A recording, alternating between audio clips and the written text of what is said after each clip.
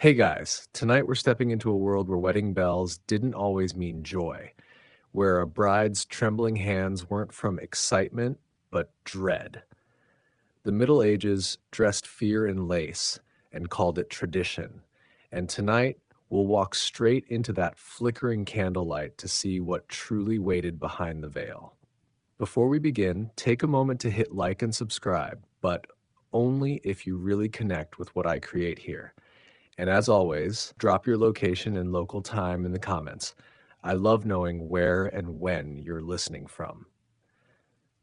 Now, dim the lights. Maybe light a candle for that soft, flickering glow. And let's ease into tonight's journey together. The air smells of wax and ale. You stand near the long oak table, watching the feast in motion. Golden bread torn apart, greasy hands clapping, someone laughing too loud because that's easier than crying. The hall is alive, but beneath the noise there's a thrum of unease, like everyone knows something sacred is about to happen, and no one actually wants to see it. The bride sits rigid beside her new husband. Her gown is fine linen, too heavy for her shoulders. You catch her glance, a small, frightened thing, darting between faces like a trapped bird. You want to tell her it'll be all right, but the truth is, she probably knows better than you do. Because this isn't a love story. It's an agreement. A medieval marriage was less a romance than a ledger entry, sealed between families, not hearts. A dowry meant more than affection, and the priest's blessing mattered more than the woman's consent. You think of how the word wed used to mean to pledge. It sounds lovely until you remember she's the one being pledged. The musicians tune their lutes, the crowd chants for a kiss. You can't help but notice the groom's smugness, that drunk, victorious grin of a man who's gained land, labor, and legacy all in one evening. The bride smiles too, the way one might smile before surgery. Someone spills wine, staining the rushes on the floor. A few guests cheer, others whisper prayers. You overhear one old man mutter, "Better her than mine," and the phrase hangs like smoke. In medieval Europe, weddings weren't about passion but politics. Kings traded daughters for peace treaties. Farmers exchanged them for livestock. Even ordinary townsfolk viewed marriage as survival math: 2 fields, 1 plow, and hopefully enough children to replace whoever the plague took next. Love might come later, or not at all. You shift your gaze to the bride again. She's clutching her rosary so tightly her knuckles glow pale in the firelight. The priest's sermon fades into background noise about obedience and virtue. You've heard it 100 times before. A good wife is silent, pious, and fruitful. Translation: do as you're told, pray often, and produce heirs until your body gives out. And yet, there's something hauntingly brave about her. Maybe it's the steadiness in her posture, or the way she doesn't flinch when her husband leans too close. Maybe it's the quiet defiance of survival, because surviving marriage in this world is its own kind of rebellion. A jester stumbles across the table, joking about what comes next, and the men roar with laughter. You notice the bride's father looking away. He sold her hand to secure his debts, but even he can't bear the spectacle of what she's about to endure. Historians still argue whether every medieval wedding carried this same undercurrent of fear. Some say many brides were resigned, others claim some were hopeful. But what's certain is that the ceremony always ended with one grim expectation: consummation. The act that transformed a girl into a wife in the eyes of church and law. You watch the servants clear away the trenchers, sweep up the breadcrumbs, refill the ale cups one last time. The candles burn lower, their wax running like tears. Someone starts a song about love and duty, the kind of tune that pretends to be tender but ends with a punchline about obedience. The bride rises when summoned, her smile frozen, her steps deliberate. The crowd applauds as though she's won something. You can't help but think, She's heading into a chamber she didn't choose, with a man she barely knows, surrounded by witnesses who will judge her worth by the stains on tomorrow's sheets. And yet, she walks, slowly, quietly, as if her feet know the path better than her heart does. The feast resumes its clamor, but your attention drifts toward the corridor where she disappeared. For a moment, you think of all the women who walked that same path through history, through fear, through duty, through centuries of expectation dressed as celebration. The candle near you flickers, its flame bowing low in the draft. You imagine the night stretching on forever, her prayers muffled by stone walls, her fate already sealed by custom and contract. And just as the noise of the hall fades into murmurs and sighs, you realize the Middle Ages didn't invent fear. They just found a way to sanctify it. You exhale slowly as if you've been holding your breath for her this entire time. The hall goes quiet. The bride's candlelight vanishes behind a closing door. Tomorrow, everyone will speak of love. But tonight, everyone knows the truth. You wake with the dawn, or maybe you never really slept. The feast echoes linger in your ears, the scrape of wooden cups, the chant of half-drunk songs, the awkward laughter that always sounds more like guilt than joy. The air in the great hall is sour with spilled ale and sweat. Servants sweep the floor, brushing away both crumbs and last night's silence. Somewhere above, in the bridal chamber, the proof of purity will soon be inspected. You can already feel the tension thick as the morning fog. People pretend to be busy, but every ear strains for gossip, for that single whisper that could determine a family's honor. You think about how strange it is, an entire social system built on what happens behind one closed door. In your world, virginity is currency. A father's status, a husband's pride, a priest's sermon, all depend on it. Historians still argue whether this obsession came purely from religion or from a deeper fear of female autonomy. Either way, the result is the same, women reduced to vessels of proof. The men joke that the marriage was sealed by God and gravity. The women, though, know better. They share looks, quiet, complicated, sympathetic. Some of them remember their own wedding mornings, others simply imagine what they've escaped. You glance toward the chamber door. It stays shut. Too long, maybe. The bridesmaid hurries up the steps with clean linens, her face pale. You can't tell if it's from exhaustion or dread. The concept of marriage in the Middle Ages wasn't about romance. It was about strategy. Alliances, inheritances, and land boundaries mattered far more than affection. A noble girl might be promised at birth, traded like a valuable relic. Even peasants weren't free. Their unions often had to be approved by the local lord, who might demand a fee or even claim droit du seigneur, that sinister legend suggesting he had the right to a bride's first night. Historians still debate if it ever truly happened, but its presence in folklore says enough about collective fear. You picture the bride sitting at her chamber's edge before dawn, her mind spinning. Maybe she's counting prayers, maybe breaths. Maybe she's remembering the last night she was her own person. Outside, the roosters cry, indifferent. Downstairs, the priest arrives for breakfast, muttering blessings between bites of sausage. He congratulates the groom, who looks far too proud for someone who simply followed a script. The father beams, the servants cheer, and yet you sense an invisible bruise on the air, the kind that doesn't heal easily. A woman nearby whispers, "At least she's wed to a kind man." Another replies, "Kindness ends at the altar." You can't help but smirk. Humor in this world is the only rebellion left. The dowry chest sits near the hearth, its iron hinges gleaming. Inside, linens, a silver comb, perhaps a crucifix. All tokens meant to symbolize virtue and prosperity. But really, they're reminders of the exchange, what she brought into the marriage to justify her place within it. If she bears sons, the investment pays off. If not, whispers begin again.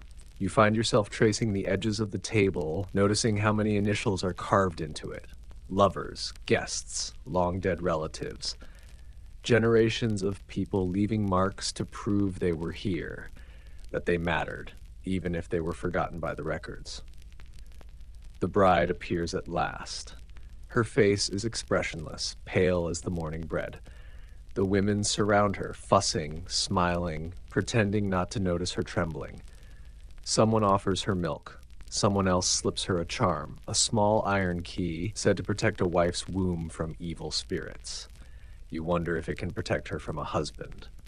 She walks to the church again, this time to attend the morning mass, a ritual sealing the union before God. Her husband follows, chest puffed, cloak swinging. The villagers trail behind, a river of murmurs and perfumed air. As you step into the cold stone nave, the incense hits you. The priest intones Latin words that sound like spells, Benedict Domine, Hos Conjuges, bless, O Lord, this couple. But the blessing feels conditional, as if God's approval rests entirely on her compliance. She kneels. He stands. That alone says enough. You notice how the sunlight pierces through stained glass, scattering colors on her veil, a halo of blues and reds that makes her look almost divine. You want to believe it's a sign of grace, not irony. The mass ends. Bells toll. The crowd spills into daylight again, and the bride's new life begins not with love, but with expectation. She must bear children, manage a household, obey. Even her emotions are governed. Joy in moderation, grief with grace, anger never. A merchant beside you laughs, saying, "Women are born to serve." Another adds, "and to save us from sin." You think about that, how easily the two ideas cancel each other out, trapping women between reverence and control. The bride is led away once more toward her new home. She walks slowly, as though memorizing the road she'll rarely travel again alone. Her parents watch from afar, already talking about her brother's future marriages. Her life has been reduced to a ledger entry fulfilled. And yet, something in her eyes lingers. Not submission, not entirely. Maybe it's the small spark that has survived in every woman before and after her. The quiet thought, this can't be all there is. You step back, feeling the chill of the morning settle into your bones. Somewhere, a lute starts playing a love song no one truly believes. The sun rises, gilding the rooftops, and you can't shake the sense that beneath the vows and veils, the real story of marriage here isn't about unity, it's about endurance. The scent of roasted oats and wood smoke fills the air. Morning after morning, you see her learning the rhythm of her new life, the unspoken rules, the silent duties, the way every breath must fit inside someone else's expectation. The castle, or maybe it's just a manor, feels like a gilded cage, its walls humming with the weight of obedience. You follow her footsteps through the corridor. The stones are cold underfoot, and every sound, the shuffle of skirts, the creak of the hearth, echoes as though the building itself listens. The servants move quietly, never speaking above a whisper when she passes. She's the new lady now, which means she must look the part, even if she doesn't yet feel it.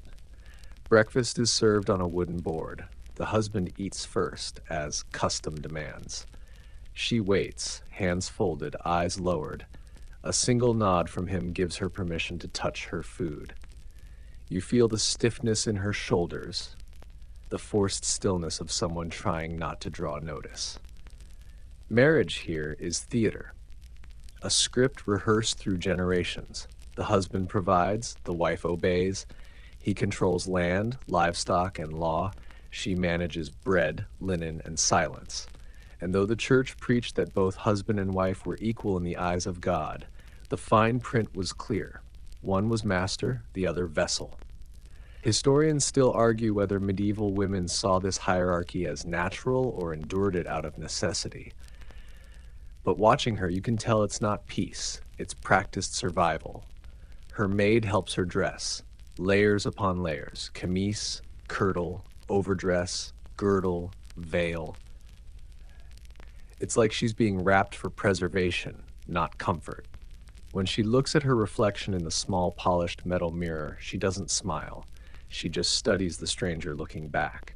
By midday, her duties begin: checking the pantry, instructing the kitchen, measuring grain, inspecting linen. She's expected to be both obedient and competent, graceful yet invisible.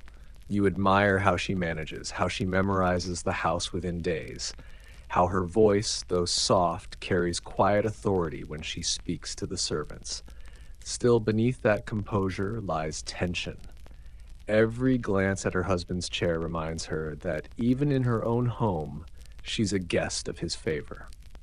You overhear two servants gossiping near the courtyard. "She seems kind," one says. "For now," replies the other. They all start kind. Then laughter, sharp and nervous, fills the air before the broom resumes sweeping.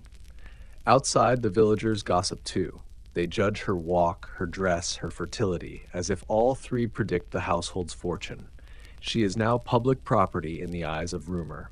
Every gesture, every smile, every missed feast will be interpreted as pride or sin. At night, when the hall quiets, she writes letters she cannot send. You imagine her ink bleeding across the parchment, small notes to a mother or sister. "It's colder here than I expected. The food tastes of smoke. I hear the owls at night and think of home." But she folds them, tucks them away. They'll never be sent. They're only reminders that she once had a life before this one. You wander through the hall as torches flicker against the stone. A tapestry catches your eye. A knight kneeling before a lady, all embroidery and illusion. The lady's smile looks tender, but you can almost see the thread tightening around her throat. It's strange how art lies. Her husband returns from the fields, his boots muddy, his mood sour. He complains about tithes, about tenants, about the endless taxes from the crown. She listens, nods, offers wine. You watch her carefully, how she knows when to speak and when to stay silent. The delicate dance between caution and care. Later, in the quiet of the evening, you find her by the window, gazing at the courtyard below. Children play near the well, their laughter a sound from a world that still feels possible. For a moment, she almost smiles. Then the wind howls through the crack in the wall, snuffing out her candle. She stays there in the dark for a long time. You realize that dread isn't a single moment on a wedding night. It's a condition that lingers. It's the silence after laughter, the stillness between duties. It's the feeling that every joy must be rationed, every thought filtered. And yet, even within that fear, something human endures. Maybe it's the way she hums to herself while sewing, or how she leaves a piece of bread for the stray cat near the gate. Little rebellions hidden inside routine. You hear the bells from the church again, vespers. She kneels, lips moving in prayer. You can't make out the words, but you know their shape: gratitude, endurance, and the quiet hope that tomorrow won't hurt as much as today. As you watch her bow her head, you think, maybe that's the real strength of women in this time. Not the public bravery of knights, but the invisible kind, surviving, adapting, existing between fear and faith. Outside, the wind rattles the shutters and the candlelight trembles. You close your eyes. For a moment, you can almost feel her exhaustion, her quiet defiance, her strange kind of grace, and when you open them again, you're not sure if the flicker on the wall is from the candle or from her pulse, still fighting to be her own. Open quote, open quote, open quote. Awaiting, continue. Close quote, close quote.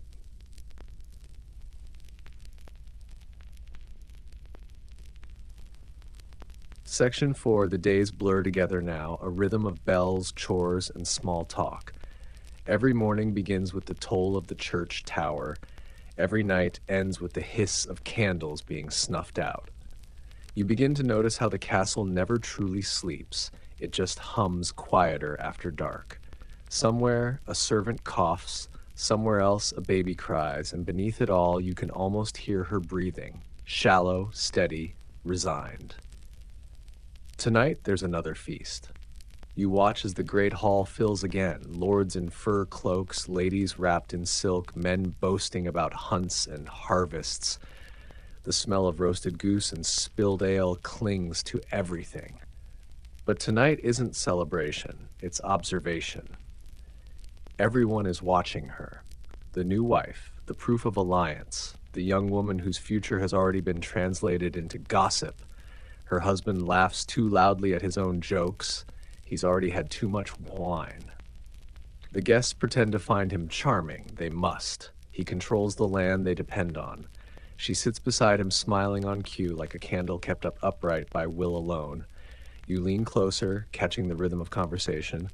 A lady across the table leans in, voice syrup sweet. "So, my dear, how is married life treating you?" It sounds like kindness, but it's bait. The bride smiles politely. "As God wills it," she says. The perfect answer. Reverent, obedient, emotionless. You can almost hear the applause beneath the silence. Historians still debate how much women's voices were truly silenced in medieval households. Some suggest many managed influence behind closed doors, running estates, handling finances while their husbands warred or drank. But publicly, they were required to embody modesty, to be seen, not heard. The illusion of virtue mattered more than truth. The feast grows louder. Someone starts a song about love and chastity, two words that rarely coexist here. A minstrel's lute strains against the laughter, and you notice her eyes drifting toward the far wall to a tapestry of the Virgin Mary. It's not devotion, it's escape. The Virgin is the one woman she can look at without fear of comparison or expectation. Then comes the toast. The husband rises, slams his goblet on the table, and declares his gratitude to God, family, and this fine wife of mine. The crowd cheers. You see her flinch, just slightly, at the possessive tone. Then she stands as custom demands and curtsies. The men watch her move. The women measure her composure. You realize this entire room is built on performance. Every word rehearsed, every gesture weighed. Even the laughter feels planned. When the feast ends, the hall empties slowly. The servants clear away the bones and bread crusts, muttering to one another. Outside, rain begins to fall, soft and steady. She retreats to her chamber again, this time alone. You follow in silence. She sits by the fire, removing her jewelry. The wedding ring, the necklace her father gave her, the silver pin that holds her veil. Each piece feels like a piece of armor she can finally set down. Her maid arrives with a cup of warm milk, spiced with honey and herbs. "It'll help you sleep, my lady," she says softly. The bride smiles, grateful, but you notice her eyes linger on the door, half expecting it to open again. You think of the medieval belief in night spirits, demons said to torment women who slept uneasy. But the real demons are flesh and bone. As the rain deepens, she begins to hum, a lullaby from her childhood, something about the moon and safety. It's the first sound you've heard from her that feels like hers. You want to believe that song is a form of freedom, a tiny rebellion slipping between the stones. Her husband enters, drunk and unsteady. The room stiffens. He mutters something about duty, about heirs. She doesn't answer, just lowers her gaze. You look away too. The fire crackles louder, as if embarrassed. Later, when he finally sleeps, she lies awake, staring at the ceiling. Her hands are clenched, but her expression is calm, almost serene. Maybe it's numbness. Maybe it's survival. Historians still argue whether medieval women feared marriage more than they feared solitude. But solitude wasn't a choice. Fear was the only constant companion. You hear her whisper a prayer. "God grant me patience," she says, "or the strength to pretend I have it." It's half plea, half joke. You can't help but smile.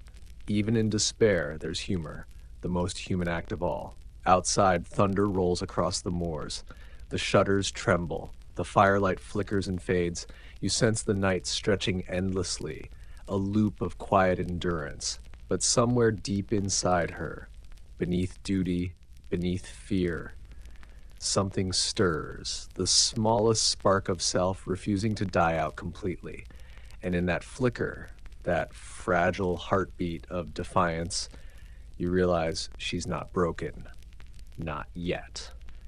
You stand in the chill of the side chapel as she is dressed for the day's small rite, not the grand spectacle of the feast, but the quiet, binding language of veils and vows.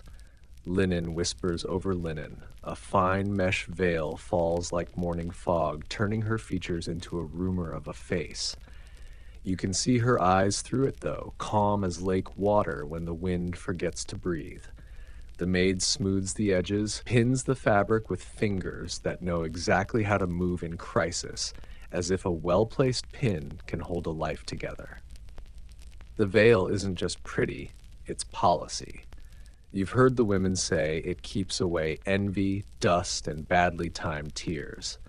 A sprig of rosemary gets tucked at her neckline, the medieval multitasker warding off evil, scenting the air, and doubling as the world's most affordable wedding planner. She doesn't get jewels today, she gets symbols. Every stitch wants to teach her something. Modesty is safety, and safety wears a lid. She stands beneath the arch while the priest arranges his book. It's the smaller ceremony now, the follow-up, the blessing that tidies yesterday's union for heaven's ledger. The groom shifts his weight, boots scraping stone as if impatience were a virtue. The priest clears his throat in Latin, and you have to admit the chant is soothing in the way a lullaby is soothing. Right before you remember, it's also a contract. Light joke one. If Latin put people to sleep, this chapel is the original ASMR channel. A simple ring glints. Iron for the practical, silver if they stretch the budget, gold if no one checked the accounts. In some towns, it sits on the right hand first, then moves to the left later. In others, it never migrates at all. Customs travel slower than wagons here. The groom repeats after the priest, voice warm with ale and victory. When it's her turn, the words are softer, not because she doesn't know them, but because knowing and choosing are different verbs. A mainstream fact settles like incense. By the 13th century, after the Fourth Lateran Council of 1215, the church insists on bans announced in advance and a priestly blessing to curb clandestine marriages. Everyone's supposed to know before vows are spoken. Secrets don't make good ledgers. Yet canon law still says mutual consent makes a marriage. Even whispered consent in a doorway can bind two souls tighter than silk. Historians still argue whether that rule protected lovers or cornered them, and whether communities actually honored such private unions without a priest on payroll. She and the groom join hands, the hand fasting, fingers warm, wrists still their own for one last second. A ribbon loops around their grasp, a literal knot the priest will untie at the end. You wonder if he ever ties it just a little too tight, like a warning braided in cloth. Light joke two, somewhere a future lawyer feels a tickle and doesn't know why. The priest asks if she will honor and obey, and the word obey lands like a pebble dropped into a deep well. You wait to hear the splash. She answers yes, steady, the way someone says amen, even when they're arguing with God inside. The groom promises to protect the land, the name, the lineage, and if there's time, her. He doesn't promise to listen. No one thought to write that clause. A fringe detail slips from the edges of gossip. In a few places, brides wore keys at their girdles during vows, a small clang of metal, to show they'd keep the household locked and the secrets tighter. In others, a shoe was tapped against the bride's heel, as if authority could be transferred by footwear. Light joke 3. Congratulations, you're promoted. Here is your key ring and someone else's shoe. The priest's voice softens as he speaks of the marriage debt, that theological ledger where each owes the other conjugal kindness, a phrase that tries so hard to be gentle you can see the strain. You remember last night's silence and wonder how kindness survives under watchful eyes and public expectations. The room smells of wax and rosemary and a little fear. He concludes with a blessing over the bed. Not here, not now, but implied, like a shadow cast by a door you can't stop from opening. He touches the book to their joined hands. The ribbon loosens. The knot officially is undone because the knot unofficially has already been tied. Outside the chapel, light drips through the clerestory windows and makes her veil glow like thin milk. Women gather around with small smiles and quick fingers, adjusting what needs no adjusting so they can offer help where help can still be offered. One slips a charm into her palm, iron again, a whisper of Saint Margaret for safe childbirth. Another checks the hem for mud because mud invites remarks, and remarks invite stories, and stories become reputations faster than bees find honey. You walk with them into the courtyard. Pigeons scatter. The groom is already speaking to stewards about harvest and rents, worlds that make sense to him. She's shunted sideways toward the kitchens, then back to the gallery, neither here nor there, the moving part in a stationary life. She learns the rhythm of nodding at conversations that pass through her like weather. A debate hums in your head as steady as the chapel's drone. Historians still argue whether vows were commonly spoken in Latin or the vernacular, whether brides fully grasped legal nuance or trusted the women around them to translate duty into days. Did understanding change consent, or did the machine run on momentum no matter the language? The only certain thing is how certain everyone else seems to be, except her. Later, alone, she lifts the veil and sets it carefully in a chest that smells of cedar and salt. Without it, her face is simply her face again. No symbol, no sermon, just a person. For a breath, the room loosens. The window shows a line of river glinting in the distance, a silver thread stitching two banks that never touch. She watches it as if it might carry a message downstream. Keep going. Her maid unlaces the gown, those tidy X's crossing down a life like stitch marks.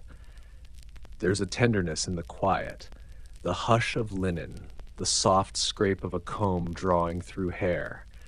You think of the tapestry with the kneeling knight and the smiling lady, and you realize why she stared at the Virgin yesterday. Saints don't have to perform applause. She folds the veil.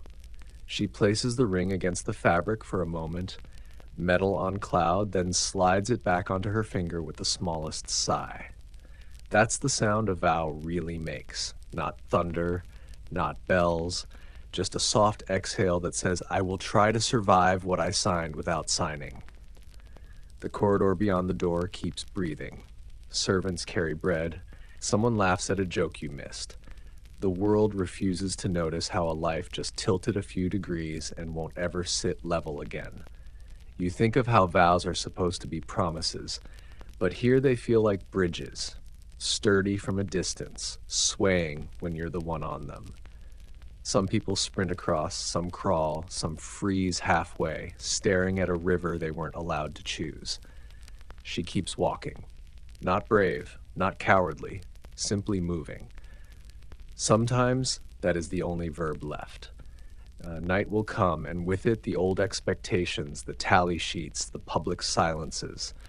But for now there's a clear moment, the veil folded, the vows spoken, the room full of ordinary light, in which she is no symbol at all.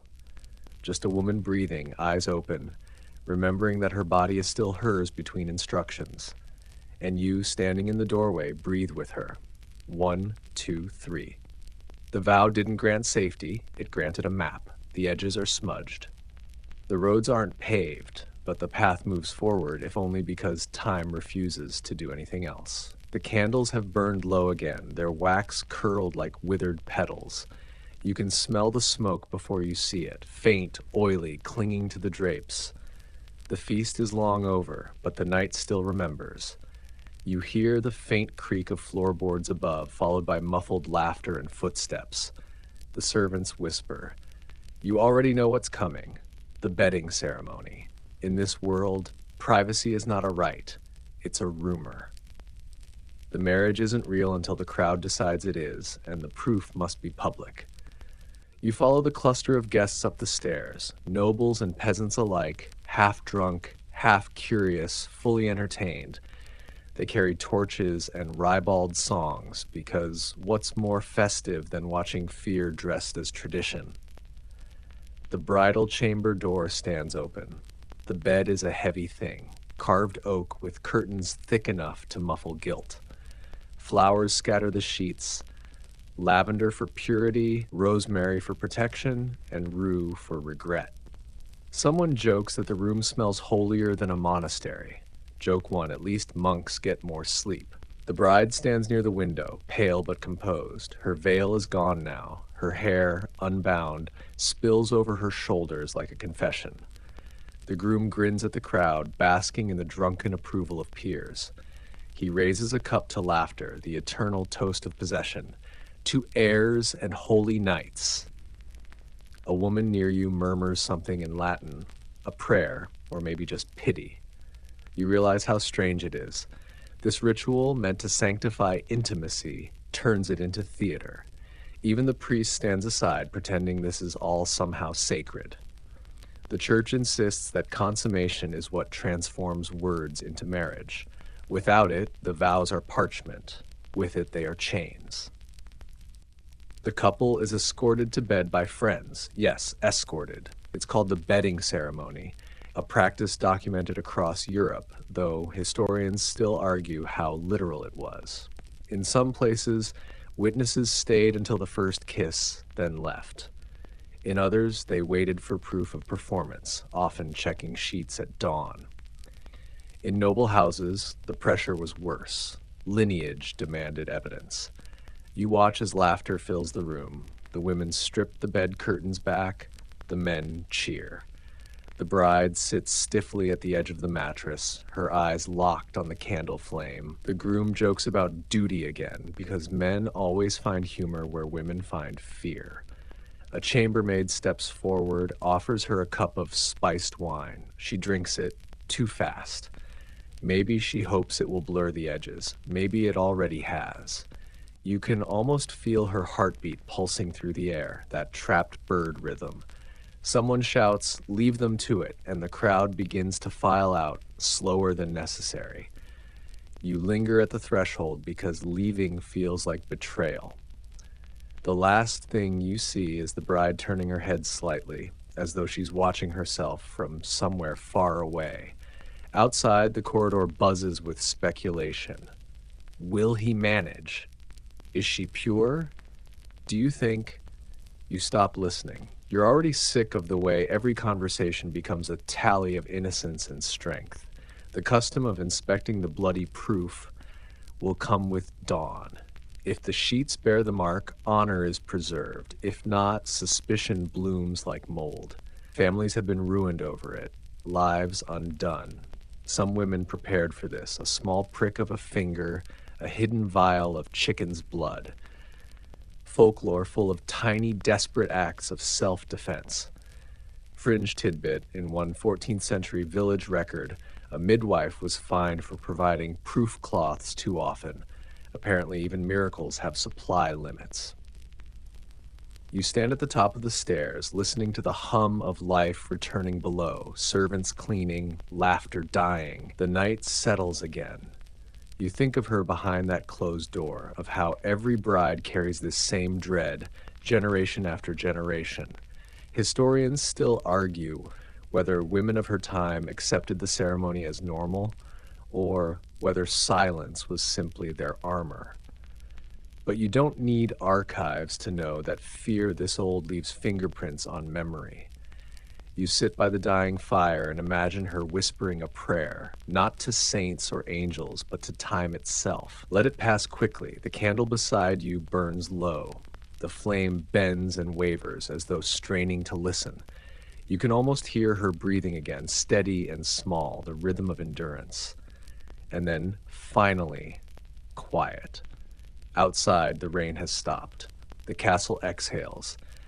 Somewhere, a rooster mistakes the hour and crows too early. A false dawn. But maybe that's enough. Because sometimes all survival needs is a few hours that pretend to be morning. The morning air is thick and cold when you wake. Somewhere beyond the chamber wall, bells toll for prime, the first prayers of the day. The feast, the laughter, the drunken songs feel like they happened centuries ago. The servants move with unusual hush, their faces careful, their eyes quick to turn away. You can sense it before anyone speaks. Today is the inspection. The door creaks open. The bride's maid slips out first, carrying folded linen pressed tight to her chest. Her face is unreadable. Behind her, the groom strides out, confident, flushed with sleep or pride or both. He claps a friend on the shoulder and declares, "God has blessed our union." The men cheer, but the cheer sounds rehearsed, like a sound they've made too many times before. The maid disappears into the great hall, the bundle of sheets like an unspoken verdict. You follow her silently, feeling the unease ripple through the household. Downstairs, the women gather, mother, aunt, priest's wife, steward's daughter, all whispering prayers that sound suspiciously like gossip. The maid spreads the cloth on the long table. The candlelight catches it. A faint stain, small and deliberate as a signature. A murmur moves through the crowd. Someone exhales in relief. Another nods toward heaven. The family's honor, it seems, has survived another night. And yet, watching it, you feel something hollow. That crimson proof means nothing but survival, a mark exchanged for safety.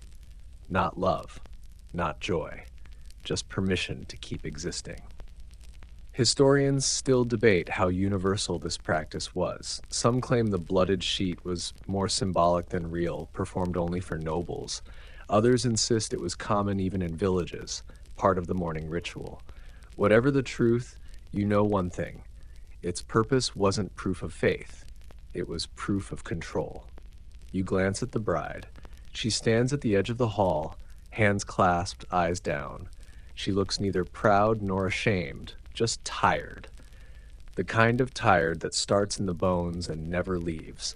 Her husband raises his goblet again, declaring victory for his lineage. The men laugh. The priest smiles like God personally endorsed the stain. You think of all the women through history whose worth was measured in drops, blood, milk, tears. The bride's mother approaches, embraces her gently, and whispers something you can't quite hear. You imagine it's the same thing every mother says in every century. You did what you had to. After the ceremony, the sheets are folded again, not burned, not washed. They'll be kept, displayed if needed. Evidence, just in case the future requires remembering. You walk outside for air. The courtyard smells of damp hay and smoke. The sky hangs low, a bruise-colored gray that promises rain. The villagers are already talking. A good wife, they say. A blessed marriage. As if those words are charms strong enough to erase a night. You find her later by the well. Alone at last, she's still in her gown, hair unbraided, fingers tracing the rim of the bucket like she's reading Braille. You want to say something comforting, but nothing feels right, so you just listen. Finally she speaks, barely above a whisper. "They'll all sleep better tonight," she says. You ask if she will. She shakes her head. Maybe tomorrow. You think of how the church preaches purity, how poets sing of virtue, how ballads glorify obedience. None of them mention this, the silence after survival. A fringe tidbit comes to mind. In certain parts of France, if the sheet failed to show proof, the bride could appeal for mercy. swearing an oath before relics, even pricking her own hand before witnesses. The church, oddly pragmatic, often accepted that as penance. In some regions, though, no amount of blood could rewrite a story once told. The bride watches the rain begin again, droplets dimpling the well water. "It's cleaner than I'll ever be," she says softly, almost to herself. There's no bitterness in it, only fact. She turns to go back inside. Her shoulders straighten. The mask fits a little easier now. You realize she's learned something overnight. How to move like she's fine. How to smile when spoken to. How to disappear while standing in plain sight. That's the true education of medieval womanhood. How to make endurance look graceful. You follow her inside, past the tapestry of the Virgin again. Her eyes meet yours briefly, and for a heartbeat she almost smiles. Not out of joy, but recognition. The unspoken language between those who know too much. In the hall, musicians start tuning their instruments again. The celebration resumes, because that's what survival demands. Noise over silence. The husband is already boasting about his wife's modesty. The guests nod, pretending modesty is something they can see. You glance at her once more, standing near the fire. The light touches her face like forgiveness. And you wonder if maybe, just maybe, she's forgiving herself for surviving the only way she could. You learn quickly that intimacy here is something performed more than possessed, a thing staged for community reassurance, like a traveling miracle that's expected to arrive on time and leave a souvenir. Privacy is a luxury reserved for vaults and kings. Brides get audiences.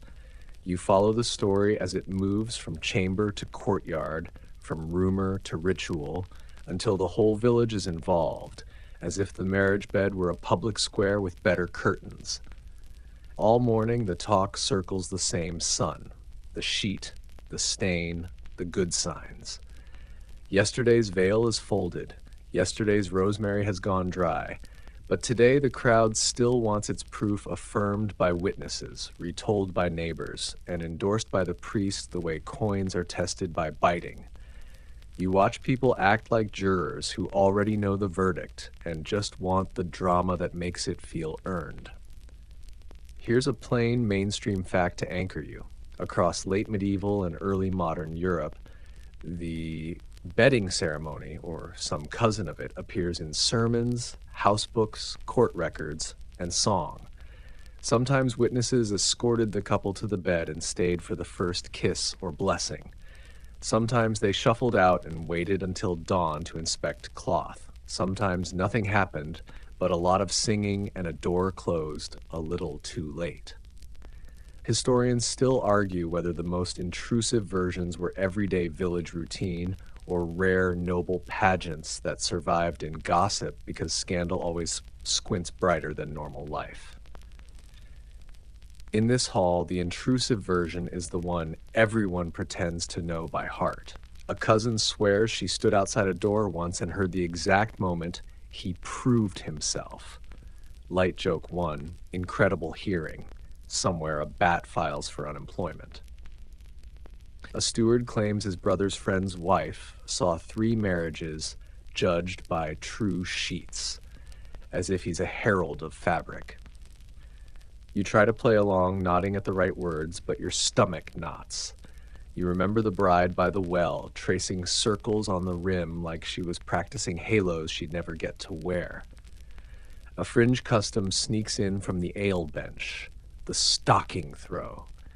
In some English households, once the couple was in bed, the guests lobbed their stockings toward them. The first person to land a hit was said to marry next. You picture that rain of wool arcing over a curtain while 2 new spouses lie very still and wonder if fate can be dodged by ducking. Light joke 2. Cupid apparently has a side hustle in laundry. In other places, friends warmed the sheets, scattered nuts for fertility, or paraded a baby through the room for good luck, which is a charming way to say apply pressure now. Someone even mentions a lord who posted a guard at the door with a ceremonial sword. not to protect the couple, but to guarantee they didn't escape their duty. Nothing says romance like a bouncer with a blade. Beneath the jokes, you feel the mechanism. Communities turn the private into spectacle because lineage is a public infrastructure project. Land passes through bodies, titles pass through wombs, peace treaties hitch rides on babies that don't exist yet. So the village steps in as auditor, ensuring the bridge will hold. Love can arrive later like a late-running cart. Proof must be punctual. You step outside for air and meet the other witness who counts. The weather. Rain frets at the eaves. Puddles stitch the yard into mirrors. Two girls skip around them and sing a rhyme about brides who cry and brides who lie, because childhood rehearses adult verdicts with prettier melodies. You remember the Latin lullaby drone from the chapel, the original ASMR track, and wonder how many women breathed in sync to that rhythm while thinking entirely different prayers. Back in the hall, the priest repeats the homily about one flesh with the confidence of a man who will never have his linens examined.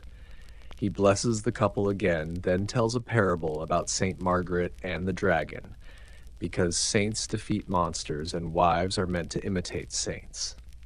Funny how dragons always look like something you can point a spear at, never like a room full of eyes. Historians still argue whether clerical teaching on chastity aimed to protect women from male lust or to discipline households for tidy inheritance. Either way, the lesson lands the same. Obedience keeps the roof on. You catch the bride's gaze across the room. It's the same steady lake water look from the side chapel, but the surface holds a ripple now. Recognition, maybe, or the ache that follows relief. She survived the inspection. Her husband is radiant with public victory. She is quiet with private arithmetic. You imagine the numbers. One night endured, months of peace purchased, a lifetime of being looked at without being seen. More stories pour in. A matron swears that in her mother's village, if the sheet showed nothing, the women met before dawn, pricked a fingertip, and pressed a small rosary bead through the cloth to dot it with mercy. "We spared God the paperwork," she says, deadpan. You smile despite yourself. Womanhood here is a clandestine guild of triage nurses, saints of plausible deniability. You think of last night's iron charm, of rosemary stitched in hems, of prayers whispered sideways. The miracles are small because they have to be portable. The minstrel tries to start a cheerful ballad about first nights and fair mornings. He rhymes virtue with worth you, which is a grammatical crime, but gets applause anyway. A brewer shouts for something spicier, then winks at the groom. Light joke 3. Someone needs to invent a mute button for winks. The bride sips watered wine, the safest drink in a room full of opinions, and holds the cup like a shield that passes for glass. If you listen closely, you can hear the thresholds creaking, the places where ritual ends and rumor begins. A servant repeats a sentence with new adjectives. A cousin verifies a detail he never witnessed. The priest elevates a memory into moral. The steward chisels a joke into policy. By evening, the whole village will agree on what happened because agreement is the real relic, polished and displayed. The bride learns the most important medieval art, not embroidery, but editing, choosing what version of herself survives in other people's mouths. You walk past the tapestry again, the Virgin still haloed in thread, still unreachable, still the only woman in the room whose body refuses audit. You remember our earlier aside, saints don't perform applause, and wonder if that's why everyone keeps staging these proofs. If holiness won't clap, the crowd will clap for itself. A plain sentence settles in your chest. Intimacy cannot be proven by inspection, only narrated by trust. But in this century, trust is too expensive to issue at scale. So the community creates collateral, cloth, witnesses, jokes that harden into rules. The cost is paid in the bride's quiet. When the sun finally drifts lower, the hall thins. Tasks reclaim people from the theater. Chickens need feeding. A child with a runny nose needs wiping. A ledger wants scratching. Ordinary life, merciful and relentless, begins to sand down the morning spectacle. The bride uses that lull to slip away to the gallery. You follow. She stands by an open arrow slit, letting the damp wind erase the feast from her skin. Below, the river glints, the same thread of silver you both saw after the vow. You think of bridges again, and of how some crossings aren't about where you go, but about not being pushed back. Will they ever stop watching? You ask softly, knowing you're breaking the rule of the invisible narrator. She doesn't startle. Only when they're busy watching someone else, she answers, and for the first time there's a small, true smile. Not joy, competence. She has learned the current and how to ride it belly down, breath held, eyes open. Behind you, the priest's voice fades into the hum of chores. The minstrel packs his lute. The steward argues with a barrel that refuses to roll in a straight line. The world reverts to tasks. The spectacle ends, but the system does not. As dusk crawls over stone, you picture the sheet folded into a chest that smells of cedar and salt, tucked beside the veil and the iron charm and the letters she never sent. Proof, symbol, amulet, voice, a little archive of a life that must be lived mostly between other people's sentences. She closes the lid. The click is soft, final, ordinary. Tomorrow we'll ask for new performances. Piety at Mass, thrift in the pantry, grace in conversation, readiness in bed. But tonight, with the river whispering, you let yourself believe that the worst version of the ritual belongs to the crowd more than to her. What happened last night is already theirs to exaggerate. What happens inside her is hers to keep. And somewhere, because the universe loves symmetry, a bat gets its job back. By noon, the castle hums with its ordinary rhythm again. The clatter of wooden buckets, the slap of wet laundry, the drone of bees over the courtyard herbs. You almost believe the previous night has been folded away with the sheets. But history doesn't vanish. It lingers like smoke in stone. The bride spends the morning learning names. The dairymaid, the cook, the steward who talks too loudly. Each name comes with advice disguised as gossip. Never trust the miller's scales. The priest drinks stronger ale than he preaches. It's a world maintained by warnings. She moves through it quietly, practicing the careful posture of a lady whose survival depends on grace. When the cook bows, she nods just right. Too soft looks weak, too firm looks proud. You can almost see the arithmetic behind every gesture. At the same table where the stained sheet was praised, ledgers now spread like open confessions. Her husband leans over them with the steward, discussing rents and tithes. She listens, not invited to speak, but expected to remember. In a house like this, knowledge is safety, questions are rebellion. A mainstream fact drops into focus. In most of medieval Europe, married women lost legal independence. A wife's property became her husband's. Her testimony counted only with his consent. The law called it coverture, 2 bodies, 1 voice, and that voice male. Historians still argue whether this rule protected women under a single family head or erased them from civic life altogether. When the men leave for the fields, she slips to the chapel. The air there smells of damp stone and candle grease. She kneels, but her prayer isn't about salvation. It's about space, a pocket of silence where her own thoughts can fit.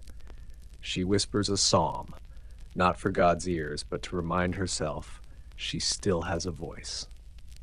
On the altar cloth lies a small embroidered symbol, 2 interlocked rings stitched in gold thread.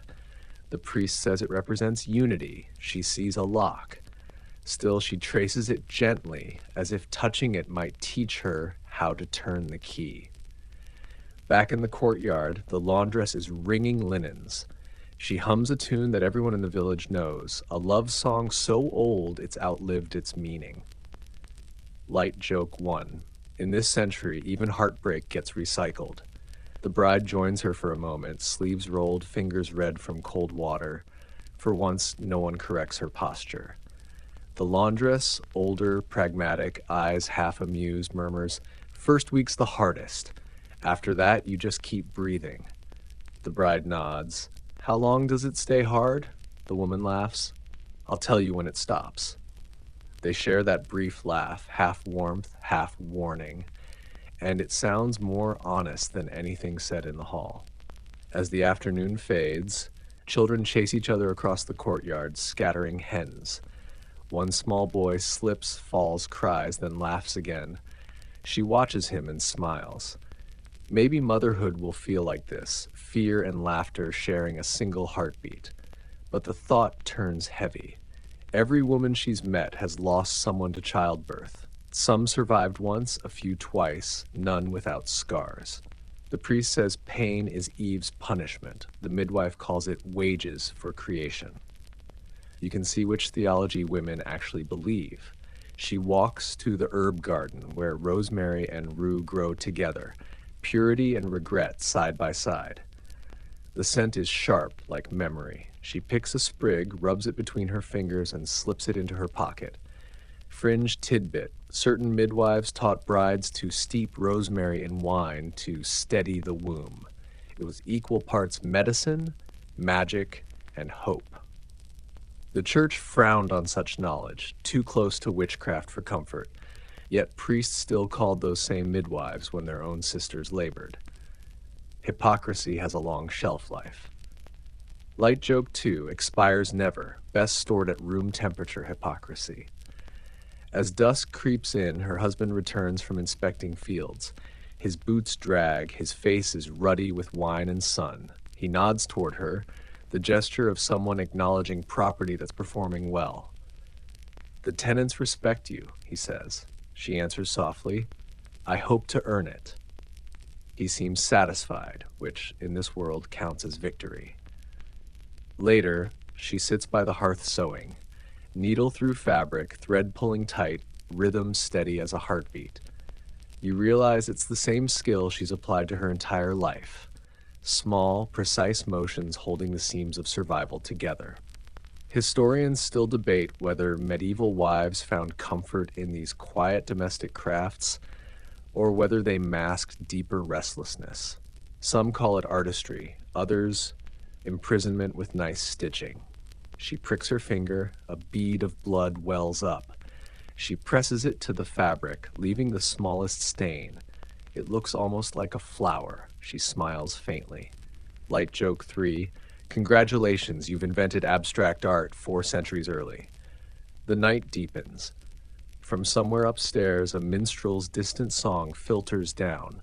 Soft, melancholic, full of longing that sounds too modern for its century. She hums along under her breath, and for the first time the note feels like it belongs to her. Outside, wind stirs the banners on the tower, and the stars emerge, sharp and cold. The castle finally exhales. You sense that tomorrow will bring more chores, more prayers, more pretending. But tonight, in this small circle of lamplight, she reclaims a sliver of silence that no priest or husband can notarize. You close your eyes with her. The scent of rosemary lingers. The fire cracks. The rhythm of the needle still hums. And for one brief heartbeat in a world built on witnesses, no one is watching. The next morning begins with mist rising off the fields like breath. The dew clings to everything. Grass shudders. Even the air feels damp with waiting.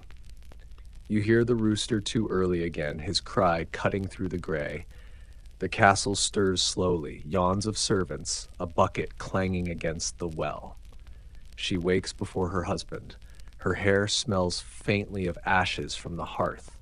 She slips out of bed quietly, stepping over the creaky plank she's memorized.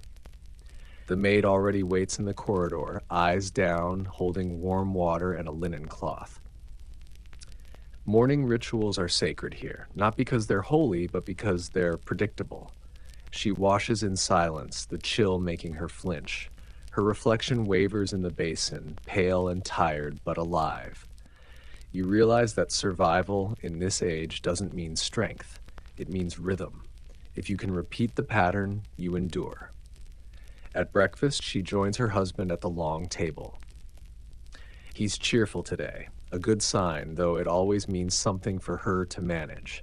He tells her the steward will accompany him to inspect the barley stores, and she should stay occupied with the ladies. She nods. She always nods. When the men leave, the house exhales. Servants begin moving with ease, voices lighter. The women gather near the courtyard, pretending to sew, but really trading the day's rumors. You join them, curious, invisible. They talk about a new herbalist who arrived in the village, an older woman said to cure fever and predict love. She's got charms from the old ways, one whispers. Cross herself twice and then sell you a spell. The others giggle nervously, but you can tell their laughter hides fascination. The bride listens closely. They say she knows herbs for pain, she asks. The laundress nods. For pain, sleep, for silence. Silence, you think, the most requested cure in every century. That afternoon, the bride slips away with her maid, shawl drawn over her hair. The path to the village winds through fields glazed with mist. You walk beside her, boots sinking softly into mud. The smell of earth is sharp and clean. The herbalist's cottage sits at the edge of the woods. Low roof, smoke from the chimney, herbs drying on every beam. Inside, it's warm and cluttered. Glass jars catch the light like trapped rain. The old woman looks up, eyes gray as stone. I was told you could help with women's things, the bride says, voice careful. The herbalist nods. You're married now. It isn't a question. That means pain you can't name. She reaches for a jar filled with crushed roots. Boil this in milk before bed. It'll dull what hurts and keep sleep close. The bride hesitates. Is it safe? The woman smiles. Safer than hope. You watch her wrap the herbs in cloth, fingers quick, practiced. She adds a small charm, a sprig of thyme tied with red thread. For courage, she says, not the loud kind, the kind that doesn't break. It's easy to forget that medicine in this world walks a thin line between science and sin. Historians still argue whether midwives and herbalists were protectors of women or scapegoats of superstition. The church called them suspicious, women called them necessary. Before leaving, the bride asks one last question. Do they ever get easier? The nights? The herbalist looks at her for a long time. No, she says softly, but the fear gets quieter. That's something. On the way back, the bride walks slower, her shawl catching dew. You sense her thoughts turning over, heavy but focused. She holds the pouch of herbs like a relic. That night, after her husband sleeps, she lights a single candle and boils the potion as instructed. The scent fills the room, bitter, earthy, almost sweet. She drinks, grimaces, then exhales. The warmth spreads slowly, dulling the ache in her shoulders, softening the sharp edges of thought. She lies beside him, eyes open, listening to the rhythm of his breath. For once, she doesn't flinch at every movement. Instead, she watches the ceiling, tracing the beams until the flicker of the candle fades. A mainstream fact surfaces in your mind. Church texts of the period warned against unnatural remedies that dulled sensation during marital acts. But those same texts were written by men who never bled, bore children, or buried them. Hypocrisy, like wine, ages well. Fringe tidbit: in parts of Germany, women sometimes sewed tiny charms into their sleeves, pieces of coral, carved bones, or bits of parchment inscribed with the words Benedict anima mea, bless my soul. They were talismans for endurance disguised as embroidery. Light joke 1, historians call it folk belief. Women called it insurance. She sleeps deeply that night, the first real sleep since her wedding. The fan of candlelight fades to black, and even the walls seem to relax. When she wakes at dawn, the fear is still there, but quieter, smaller, a shadow rather than a monster. You realize that maybe the old woman was right. Pain doesn't disappear, it just learns better manners. Outside, the bells ring for mass. The maid knocks gently. The morning smells of bread and wet earth. She rises, ties her hair, tucks the charm of time under her sleeve. It rustles softly like a secret. She walks toward the chapel, and for a moment you notice her step. Steady, unhurried, almost confident. Somewhere behind her, the herbalist's chimney smokes again, sending its curl of defiance into the sky. The church bells call again, softer this time, echoing through the mist like distant memory. You walk with her toward the chapel, feet sinking into mud still heavy from last night's rain. The air smells of damp earth and bread baking somewhere unseen. It's one of those mornings where the world feels quiet enough to listen to itself breathe. Inside, the chapel is dim. Candles flicker along the walls, their flames bowing like monks in prayer. She kneels at the same pew she always chooses. Third from the front, left side, the one beneath the cracked window where light filters in like dusted gold. The priest begins his sermon, voiced deep and practiced. Today's theme, the marriage debt. Even the title sounds like a warning. He speaks of sacred union, of duty between husband and wife, of how the body must not withhold from the other what God has joined together. You glance at her. Her expression is neutral, a perfect performance of piety. But you know she's listening closely, not to learn, but to measure the distance between the words and her reality. The idea is simple. The husband owes the wife his presence. The wife owes the husband her submission. It's less theology, more bookkeeping of flesh.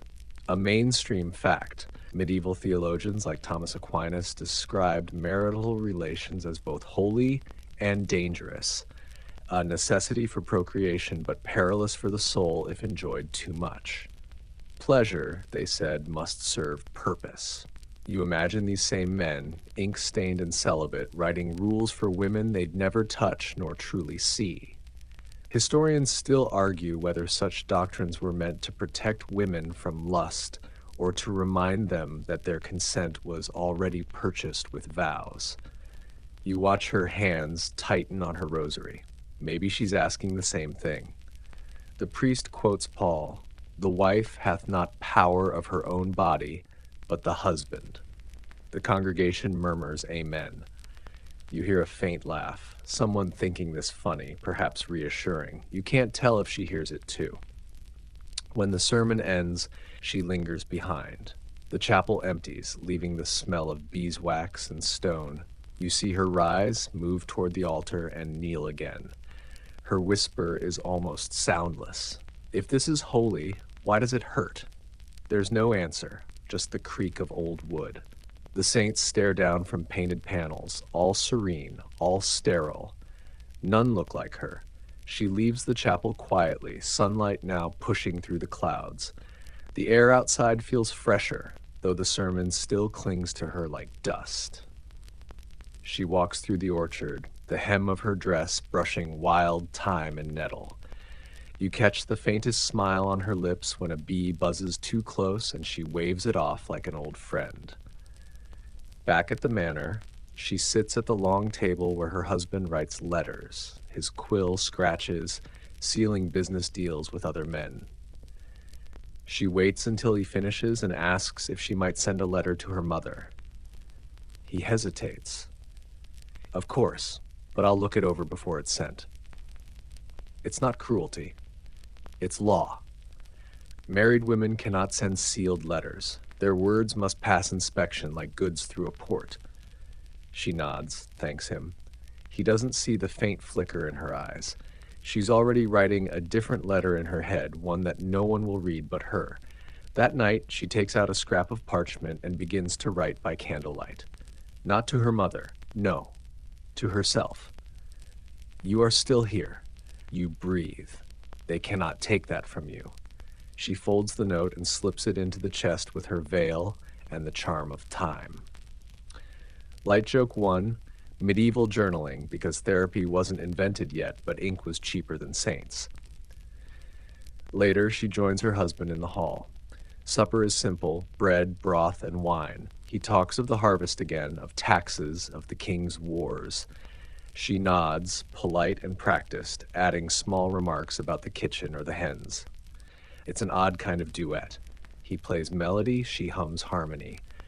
When the meal ends, he blesses her forehead and says, "A dutiful wife makes a peaceful home." She answers, "And a peaceful home makes a dutiful wife."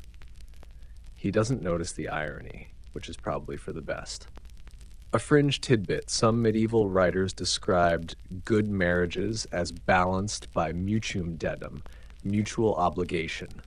In rare cases, wives could actually demand intimacy from husbands who refused them, though those men faced shame rather than punishment. Equality existed only in theory, but theories have long half-lives. Before sleep, she lights a small candle by the window and opens it to the night. The air is cool and damp, carrying the smell of moss. Somewhere in the woods, an owl calls. She watches the moon rise, thin, patient, unbothered by sermons or debts. The flame flickers. She whispers to the air, "You see me, don't you?" You do. And for the first time in a while, she closes her eyes not from exhaustion, but from choice. Light joke 2. Historians call this spiritual resilience. She'd probably call it finally getting 5 minutes without advice.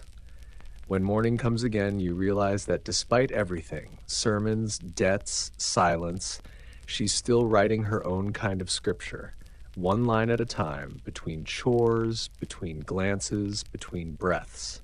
A story no one records, but everyone lives. You walk the cloister at dusk, where stone holds sound like a seashell holds the ocean. The monks move through the arcade in soft waves of wool, murmuring the same Latin that fills every distance here, our ongoing ASMR track, equal parts comfort and compliance. You lean against a cool column and listen. It isn't prayer this time, it's policy.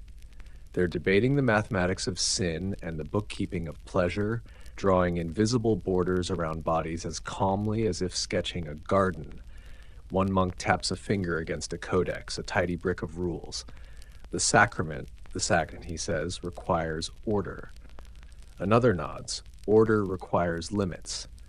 You've heard that melody before. Bless, then bind, they of bonum prolis, the good of offspring, bonum fidei, the good of fidelity, and bonum sacramenti, the good of the sacrament.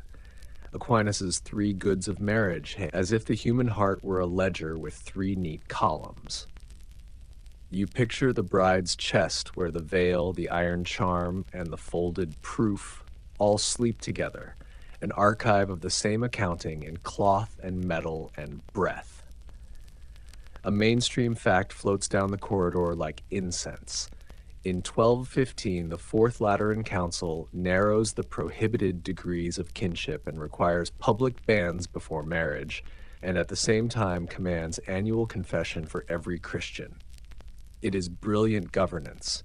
Make marriage public going in, and make the conscience public every year thereafter. Even the bedroom has a back door that opens onto the church porch.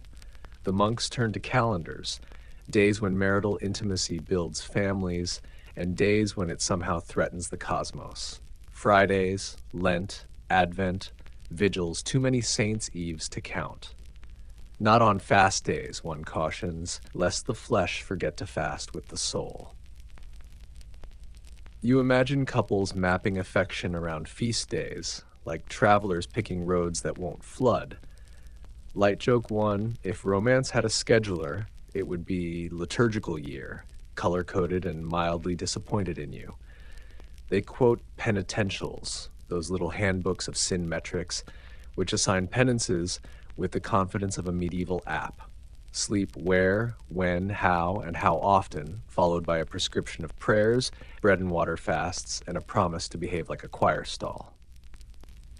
The numbers feel less like morality and more like carpentry. saw off excess, sand down desire, nail shut spontaneity.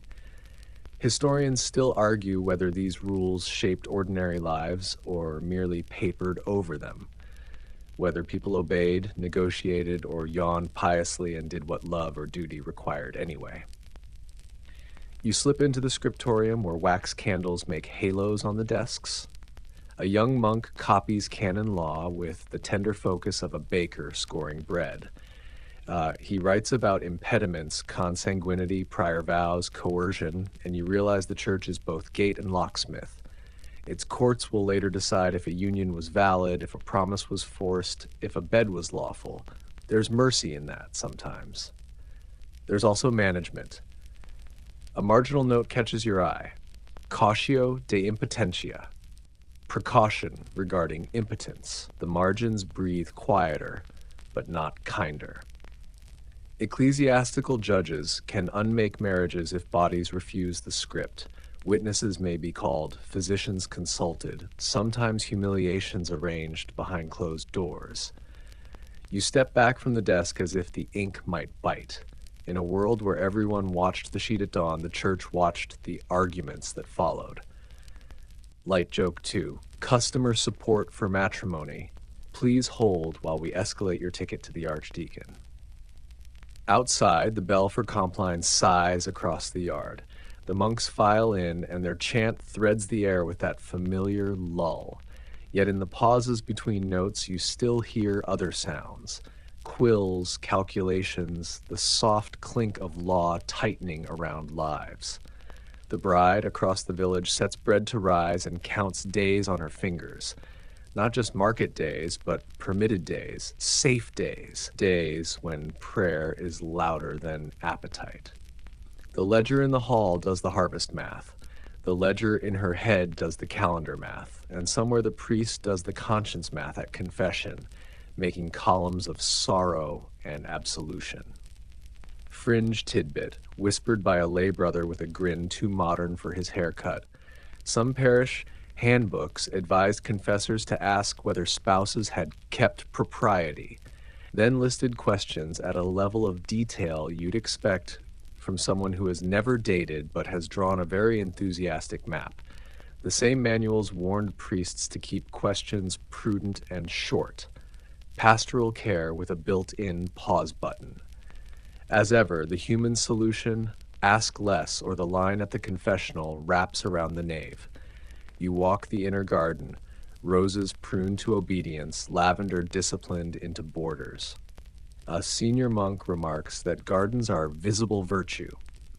You think of the herb patch outside the manor where rosemary and rue grow side by side, purity next to regret, and how the bride hid thyme under her sleeve for courage. The church plants high hedges, women plant their own.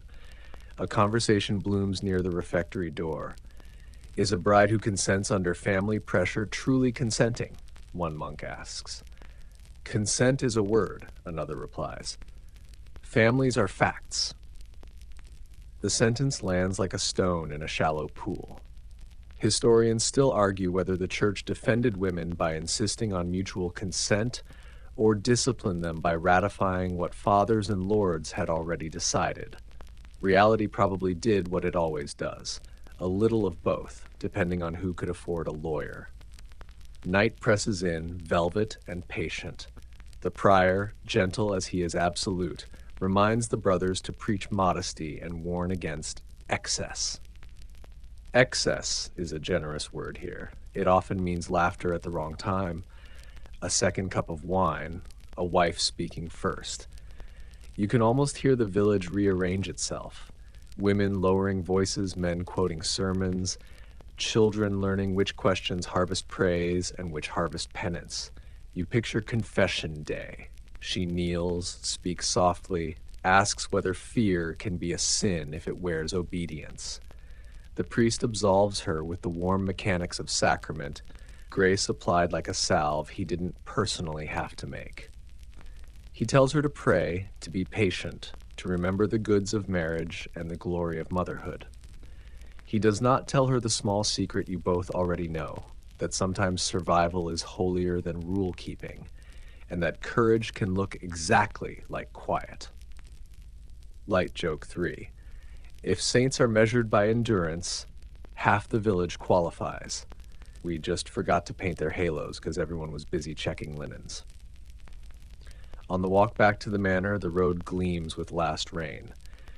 You recognize how the church's quiet control slides into everything: bread, beds, birthdays. Not by shouting, but by humming the same note until the world harmonizes. It offers safety from chaos and then defines chaos as whatever you are going to do next, without permission.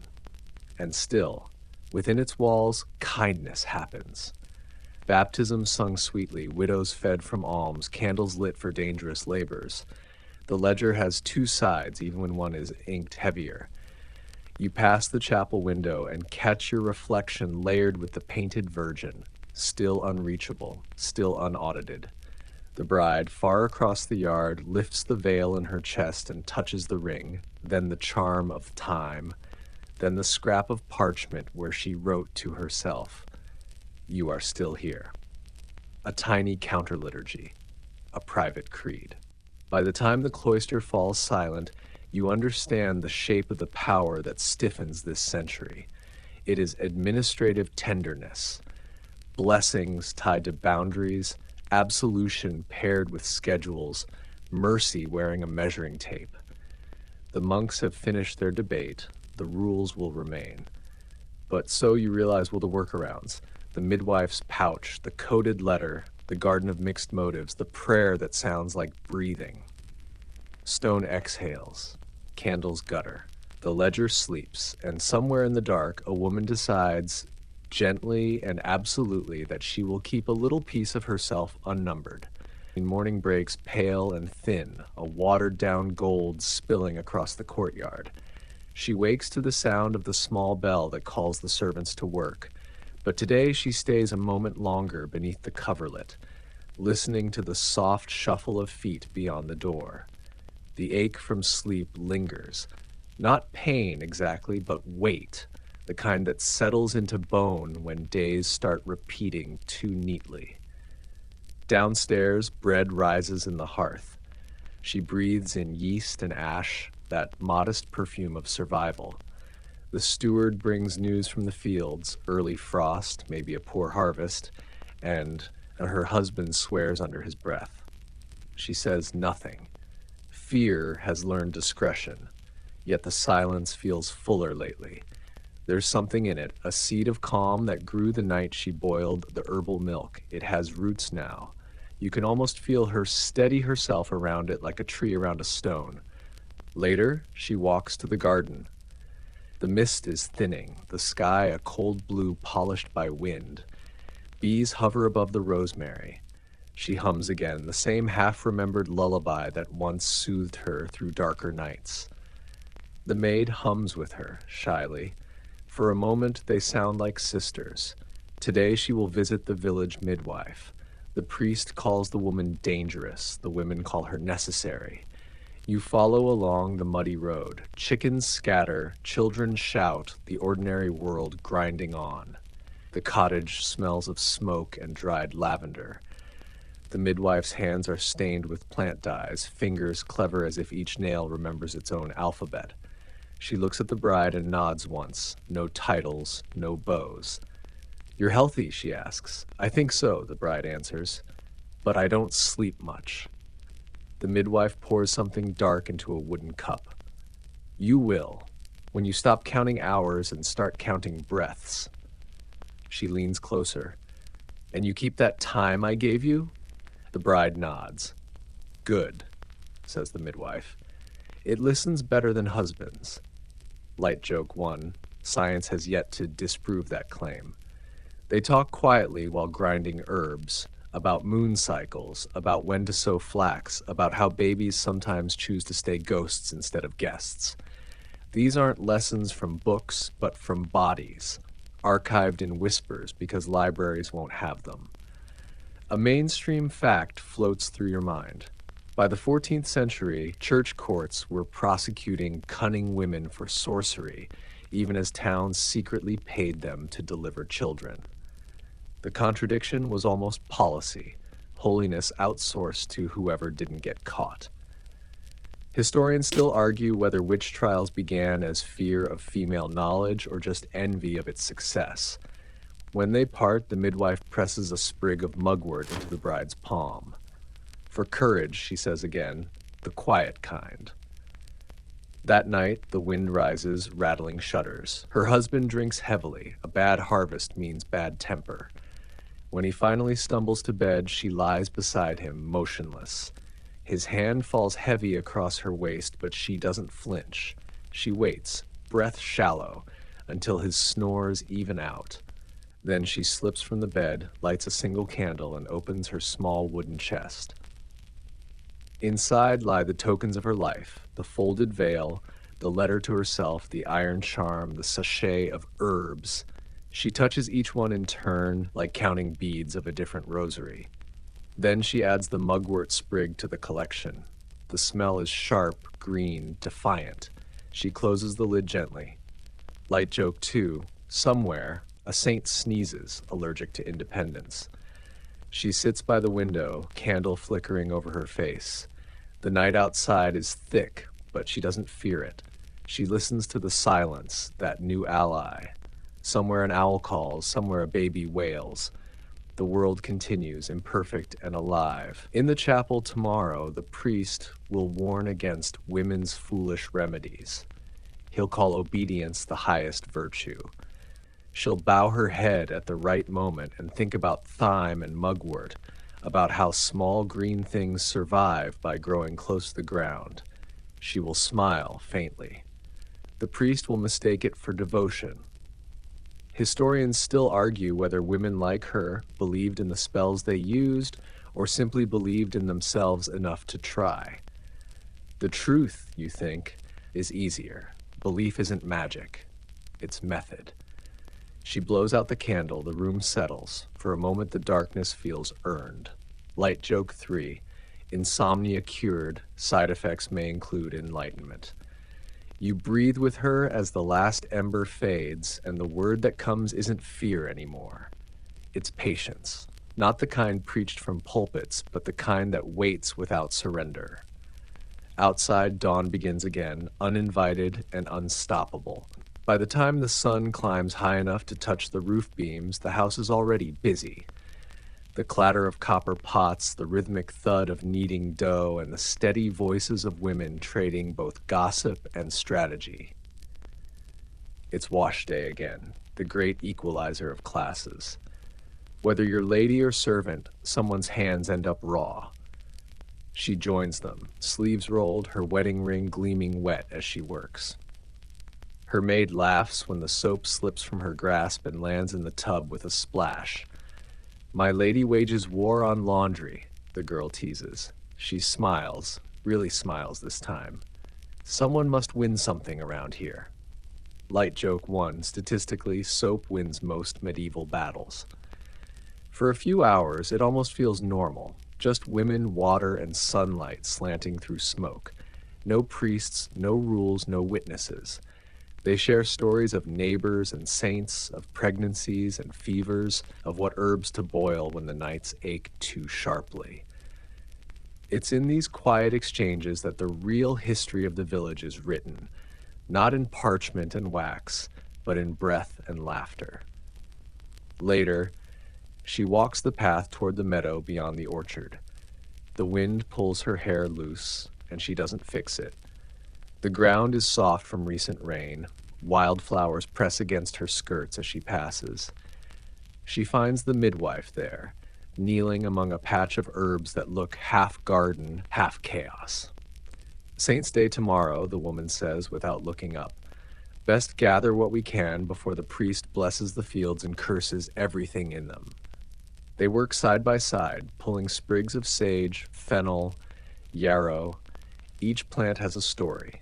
Fennel for strength, sage for memory, yarrow for healing wounds that never quite close. A mainstream fact, medieval medicine believed every plant carried a divine signature. Veins shaped like organs, colors matching humors. God's pharmacy, they called it. A yellow flower for bile, a red one for blood. It was science and superstition stitched together with theology. Historians still argue whether this doctrine of signatures was faith, metaphor, or just pattern seeking in a chaotic world. As the sun lowers, the midwife hands her a small pouch. Boil this if the moon pulls too hard, she says, meaning when the body rebels in ways men call sin. The bride nods. Thank you. The woman squints at her. You're learning. That night, a storm rolls in. The wind roars across the moors, rattling every shutter in the house. Her husband is away, summoned to a neighboring estate for counsel, and for once, she's not watched. The servants huddle downstairs. Thunder shakes the beams. She lights a single candle, sits by the fire, and opens a small book. Her husband's Psalter, borrowed without permission. The Latin words blur in the flicker of flame. She can't read most of them, but she traces the letters anyway, as if meaning might seep through skin. Light joke 2, medieval literacy rate, 5%. Curiosity rate, 100%. When lightning flashes, the room glows white. For an instant, her shadow sprawls huge on the wall, not meek, not small, but unmistakably alive. She laughs quietly. Outside, rain lashes the window. She pours herself a little wine. Not from fear this time, but from indulgence. She sips slowly, savoring the rare taste of solitude. She thinks of her mother's warnings. A wife's duty is endurance. Yet here in this storm-lit moment, endurance feels like choice. She could leave the window open and let the rain soak everything, and no one would stop her. She doesn't. She just watches the water beat on the glass and listens to the thunder roll like a heartbeat too big for the sky. Fringe tidbit. Many medieval households believed storms were signs of divine temper, God's displeasure made audible. Some even rang church bells to break the clouds, though lightning killed more bell ringers than devils. Light joke 3, if heaven had a suggestion box, someone forgot to close it. The storm passes near midnight. The candle gutters low, its wax running thin. She leans back in her chair, eyelids heavy, the Psalter still open on her lap. The rain fades to a whisper against the stone. When she wakes, dawn is already filtering through the shutters. The fire has died, but warmth lingers, faint, human. She closes the book carefully and replaces it on the shelf. For once, she doesn't feel guilty. She feels informed. Downstairs, the servants murmur about the storm, crossing themselves. God was angry last night, one says.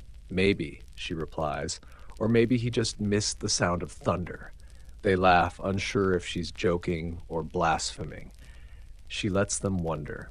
By evening, the air smells clean again, that rare, sharp scent after rain that makes everything feel possible. She steps into the courtyard barefoot, lets the mud cool her feet. She doesn't pray, she doesn't hide, she just breathes. Somewhere far off, the church bell tolls again, not warning, not blessing, just time passing. And you realize something subtle has shifted. The world hasn't changed, but she has. The fear that used to follow her like a shadow now walks a few paces behind.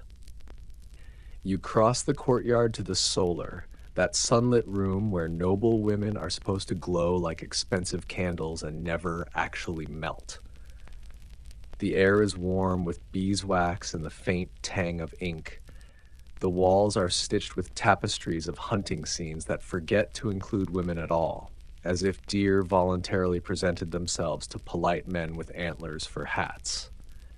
She sits by the window, spine straight, hands busy with silk, a quiet emblem of everything the dynasty wants you to see and nothing it wants you to ask. Today, the visitors arrive. Not neighbors, but names, crests on cloaks, rings heavy as opinions. They come with lineage charts, those medieval family trees that look less like trees and more like complicated fishing nets thrown across Europe. You realize at once what this is. A business meeting disguised as hospitality, a boardroom with better curtains. Marriage, for nobles, is diplomacy by cradle. Her husband handles the opening performance, talk of acreage, alliances, which cousin married which cousin, so that everyone can pretend no one married a cousin. You look to her, the quiet axis of the negotiation. She doesn't speak, but she is the point, a womb pledged to the future like a vineyard under contract.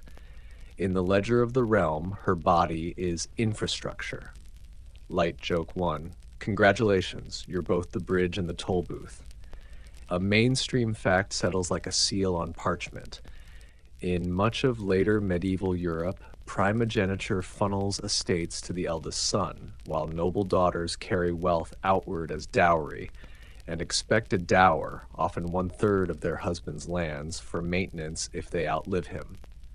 The arithmetic is elegant and ruthless. Sons keep, daughters move, widows wait.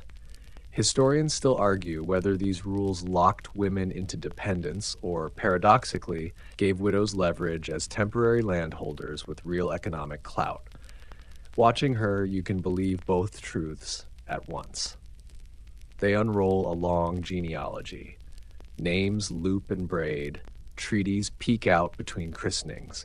Someone mentions a wardship, a child promised in papers before her teeth arrive, and you feel that familiar cold. In noble houses, love is an afterthought written in the margins if there's ink left.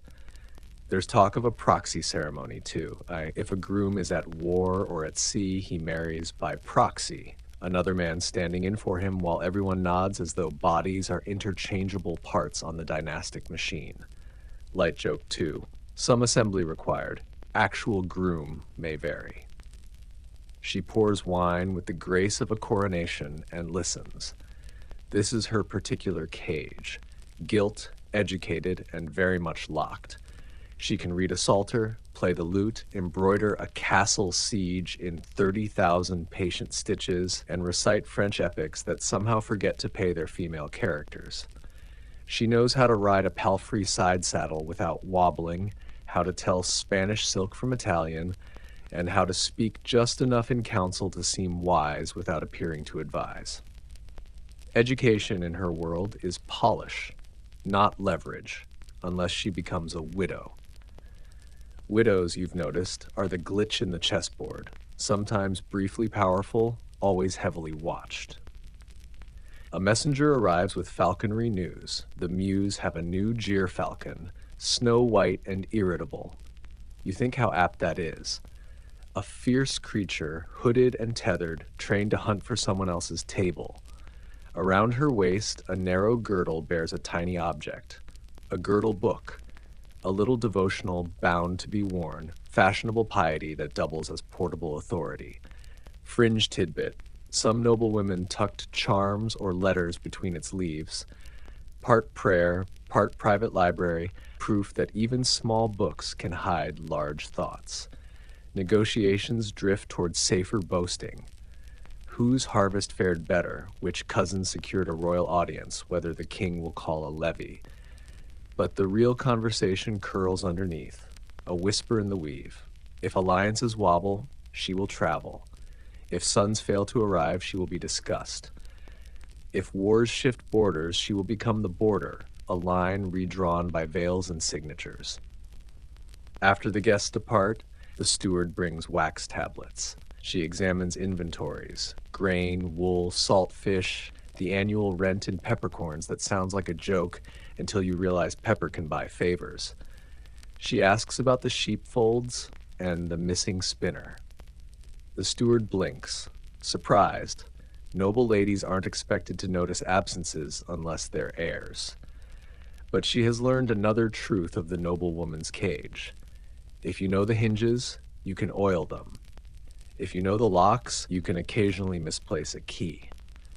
You walk with her through the gallery where painted ancestors stare down like debt collectors. There's a lady in ermine with a tiny dog on her sleeve. The dog looks freer. Another portrait shows a queen whose smile has the tense serenity of a person remembering poison recipes. The commentary in your head writes itself, but she only glances and keeps walking. She understands that to linger on faces is to invite comparisons. In the afternoon, letters. She dictates one to her mother, all safe pleasantries and careful weather. Then she drafts another, more interesting, to a cousin at court. In that second letter, the sentences lengthen, soften, and acquire small side doors. She asks after the queen's health, inquires which faction now sings the loudest, and encloses a pattern for a sleeve that by coincidence is the same shape as a particular family badge. It's a message with a hemline. Historians still argue whether noble women influenced policy from the edges or merely embroidered it. The evidence is stitched in silk, signed with perfume, sealed with a ring. The archives didn't always bother to file. Evening draws its long blue ribbon across the windows. Minstrels tune lutes. The hall fills for supper, and etiquette arrives holding a yardstick. She performs the calculus of precedence: who sits where, who gets served which dish first, who receives a smile that implies alliance and not invitation. Courtly love lyrics float through the room like incense, praising ladies as unattainable ideals, while marriages are negotiated like timber contracts. The paradox is comfortable for everyone who isn't inside it. She lifts her cup at the required moments and lets her eyes settle on the far hearth, where a blackened kettle breathes. A servant girl snickers at a joke. A boy drops a platter and turns scarlet. The steward whispers to the cook with the importance of a bishop. The ordinary keeps happening, even in palaces, the soft conspiracy that keeps humans alive under the weight of ceremony. Later, in the privacy of the solar, a counselor murmurs that the crown may require her presence at court for a season. He says it like an honor. She hears it like a transfer. A season means surveillance. A court means choreography. Every corridor holds ears. Every garden allies and accidents. She nods gracefully and then asks about the dower properties long promised in principle. The counselor hesitates, recalculates, and suddenly principle becomes schedule. She has learned to cash compliments into clauses. Light joke 3. Flattery is legal tender. Read the exchange rate. You step out onto the parapet with her as night sets its ink. The wind tugs at her veil. She lets it. Far below, the river scribbles its bright line, a sentence that refuses to end where anyone tells it to. She breathes, slow and deliberate, and the castle breathes with her, a creature of rooms and rules and the soft persistence of lives.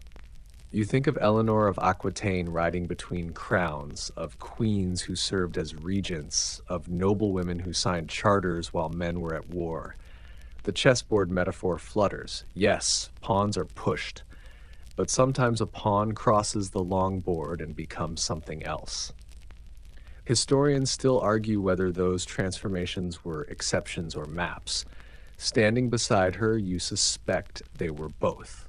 Narrow paths walked by women who knew exactly how high the walls were and still learned where the footholds hid.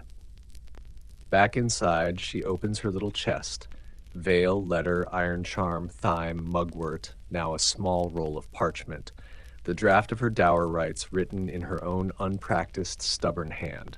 She places it on top, closes the lid, and rests both palms there, as if warming the future. The tapestries lift and fall with the night breeze.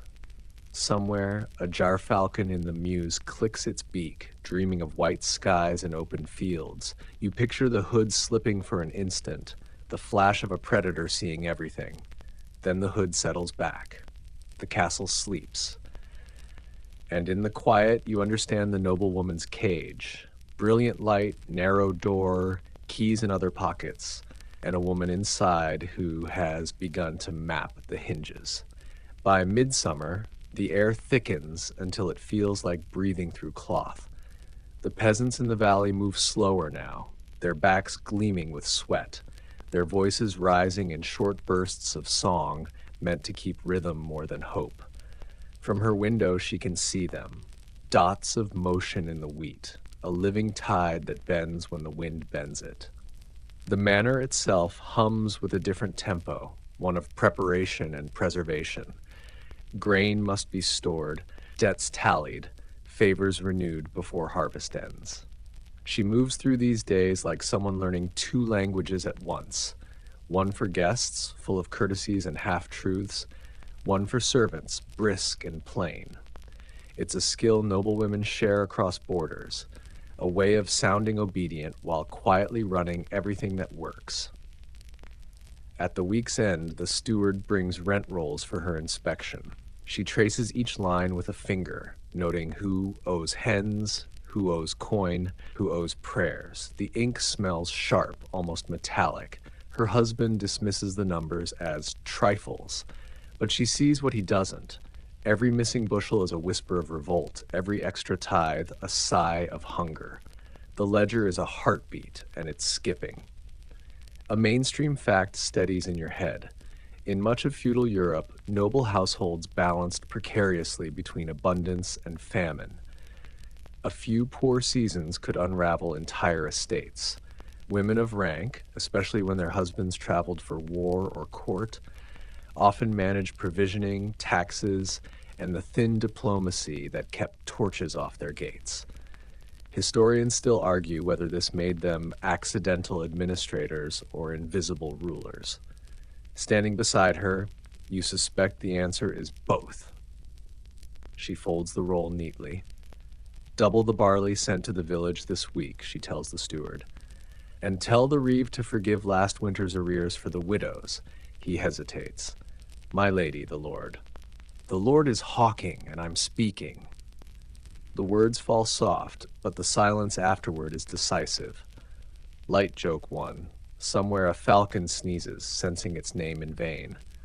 Later she walks among the barns, hair-bound, skirts lifted from the mud. Children dart between goats. A girl drops her wooden bowl and curtsies as if she stepped on holy ground. The lady smiles, helps her pick it up, and presses a bit of dried apple into the child's palm. Kindness is cheaper than grain and lasts longer in stories. By evening, the fields glow bronze. She sits at the long window with embroidery in her lap, but her needle paused. Far below, peasants share a jug of ale and laughter that carries up like bird song. Her husband joins her, dust on his boots, a falcon still hooded on his wrist. The king may call levies soon, he says. France again. God loves repetition. She smiles faintly. And who will love the fields while you're gone? He shrugs. That's what stewards are for. When he leaves, she whispers to the falcon, if he forgets the way home, I'll feed you from my own hand. The bird tilts its head as if considering the proposal. Fringe tidbit. Royal falcons sometimes cost more than a craftsman earned in a year. They were pampered with meat, perfumed oils, even tiny silver bells. There are records of noble women training them themselves. Quiet hours of mastery mistaken for pastime. A hood, a glove, and something wild that still obeyed only when it wished. That night she writes in her secret letter book, the one that never leaves her chest. The storm has passed. The air smells of barley and lightning. I think power must smell the same. Burnt, fertile, waiting. Light joke 2. Medieval aromatherapy. Notes of ozone and mild rebellion. The next day brings visitors again, this time a cleric collecting for the poor. He carries a box carved with saints, their faces worn smooth by the hopeful and the guilty alike. She fills it with coins and bread. He blesses her and leaves a pamphlet, an indulgence promising spiritual credit for worldly charity. She reads the Latin slowly, mouth-shaping syllables she half remembers from Mass. It claims that mercy can be purchased, packaged, and tallied. She smiles without humor. Even heaven keeps ledgers, she murmurs. Historians still debate whether indulgences were commerce or comfort, manipulation or mercy. You suspect they were all four, like most human inventions meant to balance the soul's books. At sunset, thunder growls far off again, though the sky stays clear. She walks to the parapet, wind tugging her veil loose, and looks toward the village. Smoke curls from chimneys. The world seems smaller and steadier from this height. Yet she knows that for every meal on her table, someone below her gave up something they couldn't spare. The thought isn't guilt, it's gravity. She whispers a prayer not found in any psalter. May the hands that feed me never go empty. May I remember whose hunger keeps my house standing. Below, the first stars appear, pricking holes in the blue. She presses her palm flat against the stone until it warms. Light joke 3, miracles per hour, still better than the steward's math. You feel the air shift, the faint electric hush before rain. The noblewoman's cage has widened. It now includes empathy, which is harder to police than lust. Tomorrow she'll sign another ledger, speak softly to another servant, and pretend not to notice how the hinges she mapped are starting to creak. For now, she stands on the parapet and watches lightning flicker behind the clouds, her face lit from within as much as without. Somewhere deep inside the castle, the falcon stirs, restless, tethered, dreaming of flight, and for one bright moment, so does she. The harvest passes and winter creeps in quietly, as if ashamed of being predictable. The air sharpens, the first frost glazes the thatch, the river thickens with ice in the shadows. In the manor, fires burn longer, candles multiply, and silence grows between meals like ivy over stone. The rhythm of labor changes. Less field, more hearth, less sweat, more patience. She wakes early one morning to the sound of wood being chopped in the courtyard. The echo fills the hallways like an argument no one wants to finish. Her husband's temper has grown colder with the weather. Small things offend him now. Uneven bread, slow servants, her quiet. Fear here isn't loud, it's efficient. It moves through rooms before anyone enters them. At supper, he complains that she gives too much to the poor. Mercy breeds laziness, he says, tearing his bread with more strength than needed. She answers softly, so does wealth. He glares. The fire crackles like it's laughing for her. Light joke 1. Statistically, fireplaces have the highest sense of humor in medieval architecture. When he storms out, the room exhales. The servants look to her, waiting for permission to breathe again. She gives it with a nod. That small gesture, the invisible rule that order continues, is her power now. Historians still argue whether medieval wives suffered more under the law or the sermon. Law made them property. Sermons made them metaphor. Both made them quiet. But power hides well in quiet things. She's learned to move her world a fraction at a time, not rebellion, just rearrangement. That night, as the wind claws the shutters, she hears a cry from the courtyard. She throws on a cloak and rushes out. One of the servants, a girl barely 14, has tripped on the ice, dropping the firewood she carried. The logs scatter like bones. The girl's face is pale with fear, expecting punishment. Instead, the lady kneels, gathers the wood, and helps her stand. Go inside, she says. You'll freeze before the scolding ends. The girl stares at her, startled by kindness. No one kneels for her. A mainstream fact. Punishment in medieval estates often came in gestures as much as blows. Public scolding, withheld food, forced labor, hierarchies rehearsed themselves daily. Yet records from a few abbeys and manors show women who subverted the pattern, mistresses who taught their servants to read prayers, gave them herbs against childbirth fever, or let them keep the first fruit of the orchard. Acts of small defiance disguised as management. She carries the wood back inside herself. Her palms sting, and she can feel the splinters. She doesn't remove them.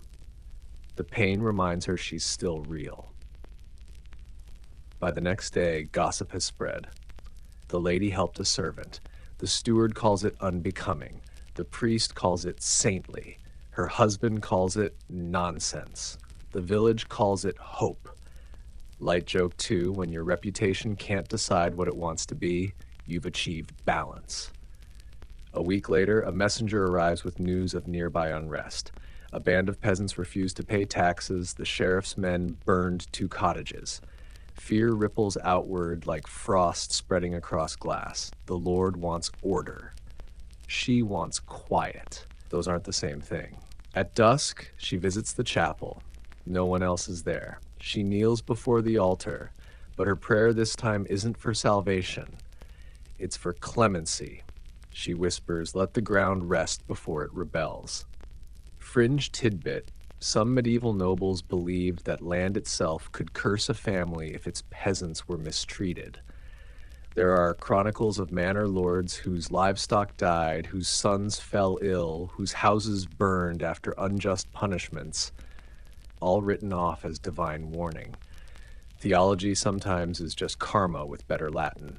When she returns to the hall, she finds her husband drinking with the steward. He boasts that rebellion will be crushed. She says quietly, "Mercy would cost less." He laughs, a sharp, brittle sound, and says, "The world isn't ruled by mercy." She looks at him and replies, "Not yet." He slams his cup down. The silence that follows feels like a duel, but he doesn't strike her. He just leaves. Later that night, she sits alone by the fire. The falcon sleeps on its perch. The mugwort bundle hangs above the hearth, dry and fragrant. She takes up her psalter again, flipping to a page she can almost read. Miserere me, Deus. Have mercy on me, O God. She traces the words with her fingertip, not as prayer, but as decision. She will send food to the burned cottages, quietly, through the midwife. Light Joke 3, Medieval Logistics, powered by guilt, secrecy, and good walking shoes. She writes the order in a code of household terms. Deliver 2 bolts of cloth to the weaver's sister. Double her barley allowance, 3 hens to follow. To the untrained eye, it's just domestic bookkeeping. To the hungry, it's rescue. Historians still argue whether women like her changed their world or merely delayed its cruelty. But then, delay is sometimes the only form of change time will tolerate. Before bed, she looks out the window. Snow has begun to fall, soft and relentless. It gathers on the parapets, the courtyard stones, the roof of the chapel, everything made equal under white. For a moment, she imagines a world where mercy doesn't need disguises, where no one counts virtue in whispers. Then she turns from the window, her breath a small cloud of warmth that fades but doesn't vanish. Tomorrow, she'll write another coded order. Tomorrow, someone will eat because she chose to disobey quietly. That's how revolutions begin, not with fire, but with bread.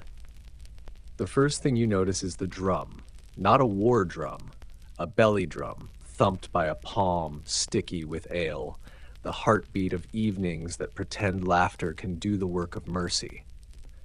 The feast is winding down, bones gleam on trenchers, candle stubs squat in puddles of wax. Men lean back in their chairs, women lean away from the smoke, and the minstrel clears his throat like a magistrate about to read a sentence that rhymes. He begins with a harmless round: roses, rivers, May mornings, bait for ears that still believe in innocence after midnight. Then the key changes. The lute brightens, the drum grins, the words tilt, and suddenly the song is about obedience and bed sheets, that duet the village knows by heart. The room loosens. Laughter pops like kindling. Someone stamps a boot in time. You can feel the edges where humor stops and a rule begins. A woman near you rolls her eyes and smiles anyway. She knows what this is. Everyone does. Bawdy songs are the safety valves of the century. Steam let off so the pot doesn't shatter, and also the lock on the lid. The verses joke about wives who forget their duties and husbands who earn theirs twice. Light Joke 1. Apparently merit badges existed. They were just made of ego. A mainstream fact slips into the melody. From the 12th to the 14th centuries, fablio, short, comic, often raunchy tales in verse, flourished in northern France, gleefully skewering priests, cuckolds, and the fragile architecture of marriage. Their cousins show up across Europe. Goliardic songs like those preserved in the Carmina Burana wink at taverns and temptation, proof that monks knew perfectly well how the world misbehaved. Historians still argue whether these performances merely reinforced the status quo with a laugh, or carved little pockets of resistance where the powerless could breathe. The minstrel swerves into a betting ballad that makes the old ladies sk and then hum along. He rhymes chastity with last to see, which earns groans because the rhyme is lazy and the message isn't. He calls for a clapping chorus, and the men oblige with the satisfaction of a door that shuts as designed. Your ears hunt for the women's voices. They're soft, harmonizing, altering the melody by a half note you can barely catch. Across the hall, she sits with composed shoulders and a patient goblet. The veil is off, hair braided with the smallest hints of silver thread, a sparkle discovered only if you're looking kindly. Every time the song punches on the word obey, her thumb traces a circle on the cup, the same size as the iron charm that sleeps in her little cedar chest. Tiny liturgies answer public ones. A fringe tidbit drifts from the ale bench. At some English weddings, the crowd would sing bedding songs while lobbing stockings toward the bed. First hit foretold the next to wed.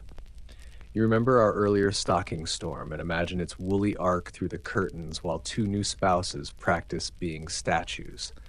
Elsewhere, in parts of France, a mock parade called charivari rattled pans outside houses where unions seemed improper. An older groom, a too hasty widow, a marriage rumored joyless. Communal percussion as moral commentary. Light joke 2. 5 stars on Noise Advisor, would not recommend for light sleepers. The minstrel glances toward the priest as he launches a verse about confessors and closed doors. The laughter grows sharper. Jokes about clergy are allowed as long as they land on desire, not doctrine. The priest smiles in that pastoral way, indulgent, watchful, convinced that laughter is a flock that always wanders back inside the fence. Then the song dips unexpectedly into tenderness, a bar of melody that sounds like late rain, a line about a woman who counts breaths until dawn and asks for a gentler sun. It happens quickly, like a kindness baked into a bitter loaf. You watch 3 women at the same time look down at their hands the way people do when truth brushes them in public. The minstrel, perhaps surprised at himself, pivots hard back to jokes about marriage, debt, and the room exhales. There, we were almost honest. Better to be funny. You think of our ledger of quiet objects, veil, proof cloth, time, mugwort, the stubborn little letter that begins mais. You are still here. Humor, too, is in that chest, a tool sharpened on both edges. It can carve a door. It can also carve a warning. Someone demands a garter song. In later centuries, it will become a tidy ritual with imported lace. Here it's messier, a tune about fetching the garter for luck without looking like you practiced. The younger girls pretend revulsion with theatrical skill. They're studying for futures they didn't audition for. The bride's smile is small and rehearsed, but this time it's hers. She decides when to aim it, where to let it land. The minstrel's partner, a woman with a rebec and the posture of a cat in sunlight, takes a turn. Her lyrics slide sideways, as women's truth often must. She sings of rosemary and rue growing side by side, hello again, of gardens that look obedient from the road while plotting in root and shade. The men laugh because the rhyme is clever. The women sigh because the metaphor is better. A servant near the fire whispers that at fairs she's seen pilgrims' badges sold in pewter, with jokes too spicy for Sunday. Tiny talismans shaped like what saints are supposed to heal, and sometimes shaped like what sermons aren't supposed to mention. Late medieval humor, stamped and pinned to cloaks, portable irreverence that rides home under respectable hoods. The world doesn't bother being consistent. It prefers being human. Now the hall shifts toward that dicey hour when merriment grows teeth. A drunk cousin chants a call and response. What must a wife be? The answer's volley. Modest, fruitful, quiet, clever enough to agree. Laughter nets the words like fish. You hear someone add, low but crisp, alive. It doesn't ripple far, but it lands. She rises to refill a neighbor's cup, the kind of kindness the steward forgets to inventory. The minstrel salutes her with a flourish that pretends deference and practices ownership. Our Lady keeps good order, he sings, and sheets that testify. The room cheers as if honor were a chorus you can rehearse to perfection. Her gaze skims past him to the tapestry of the Virgin again, that unaudited woman in blue thread who never had to pass an inspection. Threads do not bruise. People do. Historians still argue whether women found relief or reinforcement in these songs, whether laughing together built sisterhood or trained reflex. Perhaps both. Laughter for the crowd, a second, quieter laughter for the bench where the laundress and the midwife sit shoulder to shoulder, inventing their own harmonies under the tune. He closes with a toast, to heirs, to peace, to long nights with short arguments. Cups lift, wax drips, the drum pats its little amen. The crowd thins into tasks, trenchers scrape, benches drag, the ordinary sweeps the stage clean. In the quieter draft that follows, you hear softer music. The rebec player humming to herself as she wraps her string in cloth, the laundress inventing a rude couplet under her breath and grinning, the bride asking the kitchen to send the leftover pie to the cottage with the new baby. The priest practicing tomorrow's cautionary proverb like a man polishing a spoon. Small sounds, truer notes. On your way to the door, the minstrel catches your sleeve. We sing what they pay for, he shrugs, neither ashamed nor proud. You nod. Art is also a ledger, inked in appetite. Light joke 3. Please remit payment in coin, bread, or fresh gossip. Rates vary with scandal. Outside, the night has softened. The moon hangs low and generous. She steps into the courtyard for air, and you keep her company in the hush. Someone has forgotten to ring complines on time. The castle's heartbeat stumbles, then resumes. She looks toward the river, that silver sentence still writing itself, and you feel her unspool from the crowd, thread by invisible thread, until she is simply a person standing in cool light, unsung for a minute. When she returns to her chamber, she opens the cedar chest. Inside, the archive of her unreportable life breathes its mixed perfume. Thyme, mugwort, cedar, ink. She adds tonight's gift, a little scrap of melody, the part that sounded like late rain, and folds the lid down gently. Humor will be waiting tomorrow, smiling with all its teeth, eager to help and eager to hold. She knows how to listen now and how to not. The drum finally is quiet. The next weeks crawl by in a rhythm that could almost be peace if you didn't listen too closely. Snow thickens along the roads, the moat glazes into a mirror where geese walk like gossip on thin ice. Inside, everything smells of smoke and wool. Winter here is less a season than a siege, a polite, freezing one. Each morning she supervises the kitchens. The cook argues with flour, the steward with numbers. Bread rises slower in cold weather, tempers rise faster. Yet somehow she keeps them steady. She has become what no one meant her to be, indispensable. The Lord may sign the orders, but it's her handwriting that balances them. When the sun finally reaches the narrow windows, she turns to embroidery again. She's working on a new tapestry, a garden under snow. Roses stitched in gray silk, birds half hidden, a single figure standing by a frozen fountain. You realize she's sneaking herself into the pattern, though no one else would notice. Light joke 1. Medieval selfies. Just add thread and plausible deniability. The falconer visits at midday, bringing the white gyrfalcon she once promised to feed by hand. The bird perches now on her glove, calm, fierce, magnificent. It tilts its head, golden eyes reflecting the firelight. She trusts you, the falconer says. She knows we share the same leash, she answers.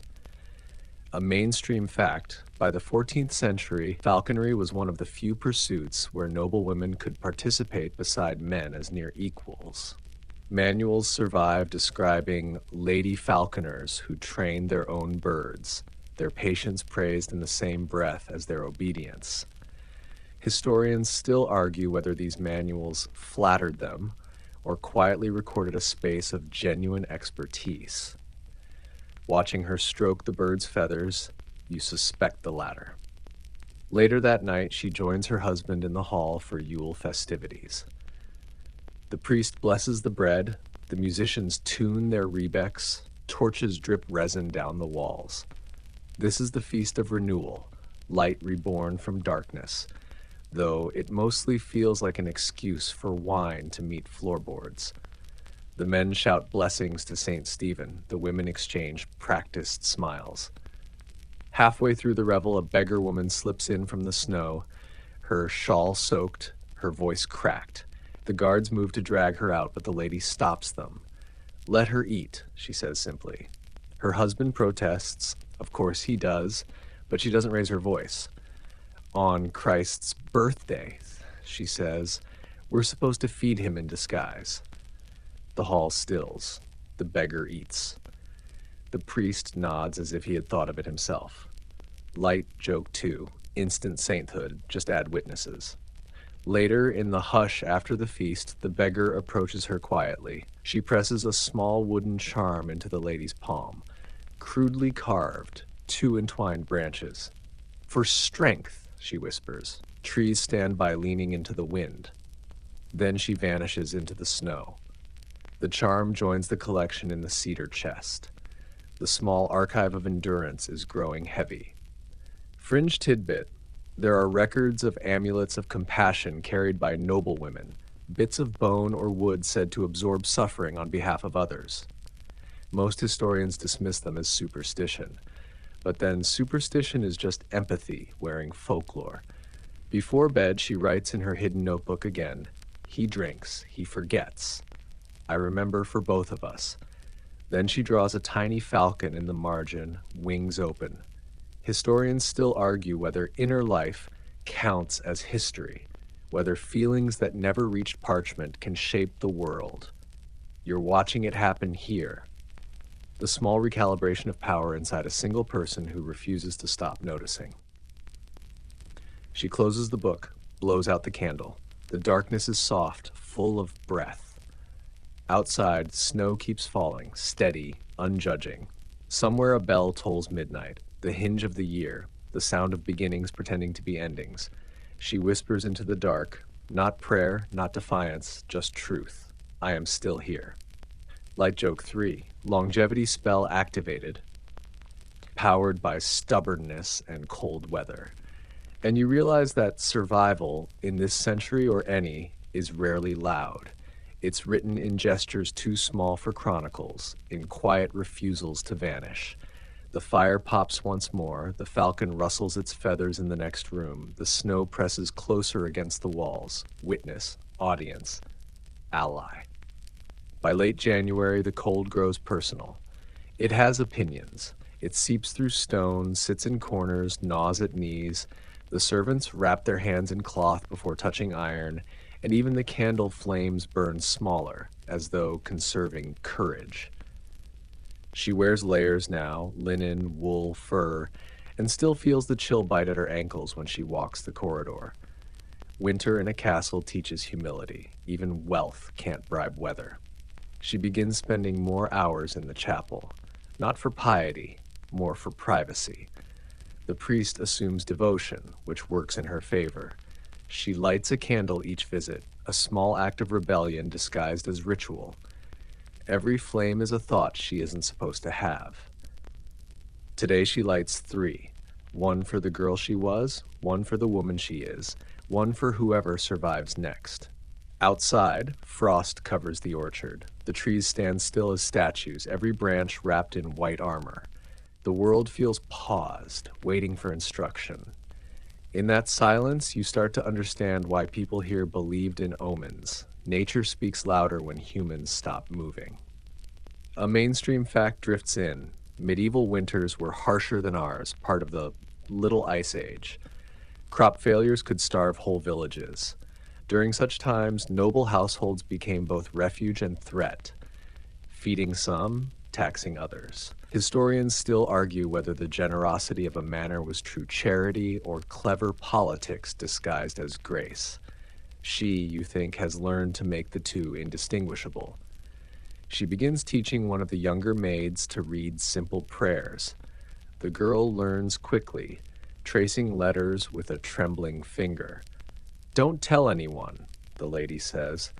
"Reading is for those who sign their names on laws." The maid grins. "Then maybe someday I'll write the laws instead." Light joke 1. Dangerous optimism. Illegal in at least 4 parishes. The days shorten further. Her husband grows restless, pacing halls, muttering about taxes, glory, God. He complains that the falcon no longer hunts well. She watches quietly and thinks, neither do you. When he rides to town to meet the sheriff, the manor exhales in relief. She seizes the moment, orders food stores redistributed, again coded in ledger language, and sends for the midwife. The two women meet in the solar with shutters closed, a small parliament of defiance. They talk of the women in the burned cottages. One is expecting, another ill. The midwife will tend them with herbs and prayer, the lady with bread and coin. Together, they form something that looks suspiciously like governance. A fringe tidbit. In some records of the 14th century, widowed or noble women acted as peace weavers, mediating local disputes. It was unofficial authority, quiet but real. Historians still argue whether these women preserved order or undermined the male hierarchy. The truth, again, is both. When the husband returns, the household returns to its old choreography. He boasts of new taxes levied, of discipline restored. She listens, nods, smiles, every gesture the portrait of compliance. Yet beneath her gown, tucked near her waist, she keeps the beggar's wooden charm. 2 entwined branches smooth from her touch. That night she dreams of spring. Not flowers, just thaw. A sound like water running free again. She wakes before dawn, heart racing, as if she's been caught doing something forbidden, like hoping too loudly. She goes to the window. The horizon is faint pink, a color that doesn't belong to winter yet. She breathes it in, whispering, "Soon." The glass fogs under her breath, a tiny act of creation, proof she still warms the air. At breakfast, her husband announces he's leaving again, summoned to court. Weeks, maybe months. He expects her to look forlorn. Instead, she arranges her expression into polite relief. "I'll pray for your safe journey," she says, which is medieval for "please take your time." Light joke 2, emotional multitasking, guilt and gratitude sharing the same spoon.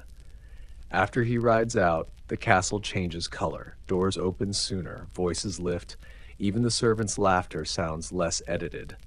She spends the afternoon walking the outer wall, wine slicing her cheeks, and for the first time in years, she realizes she isn't afraid to feel the cold. That evening, she writes again in her hidden notebook. He is gone. The air feels larger. I am beginning to think peace isn't something given. It's something built when no one's watching. She closes the book and presses her hand against it as if sealing a pact. The candlelight wavers, brushing her face with gold. The falcon rustles on its perch. The room hums with the sound of survival learning a new rhythm.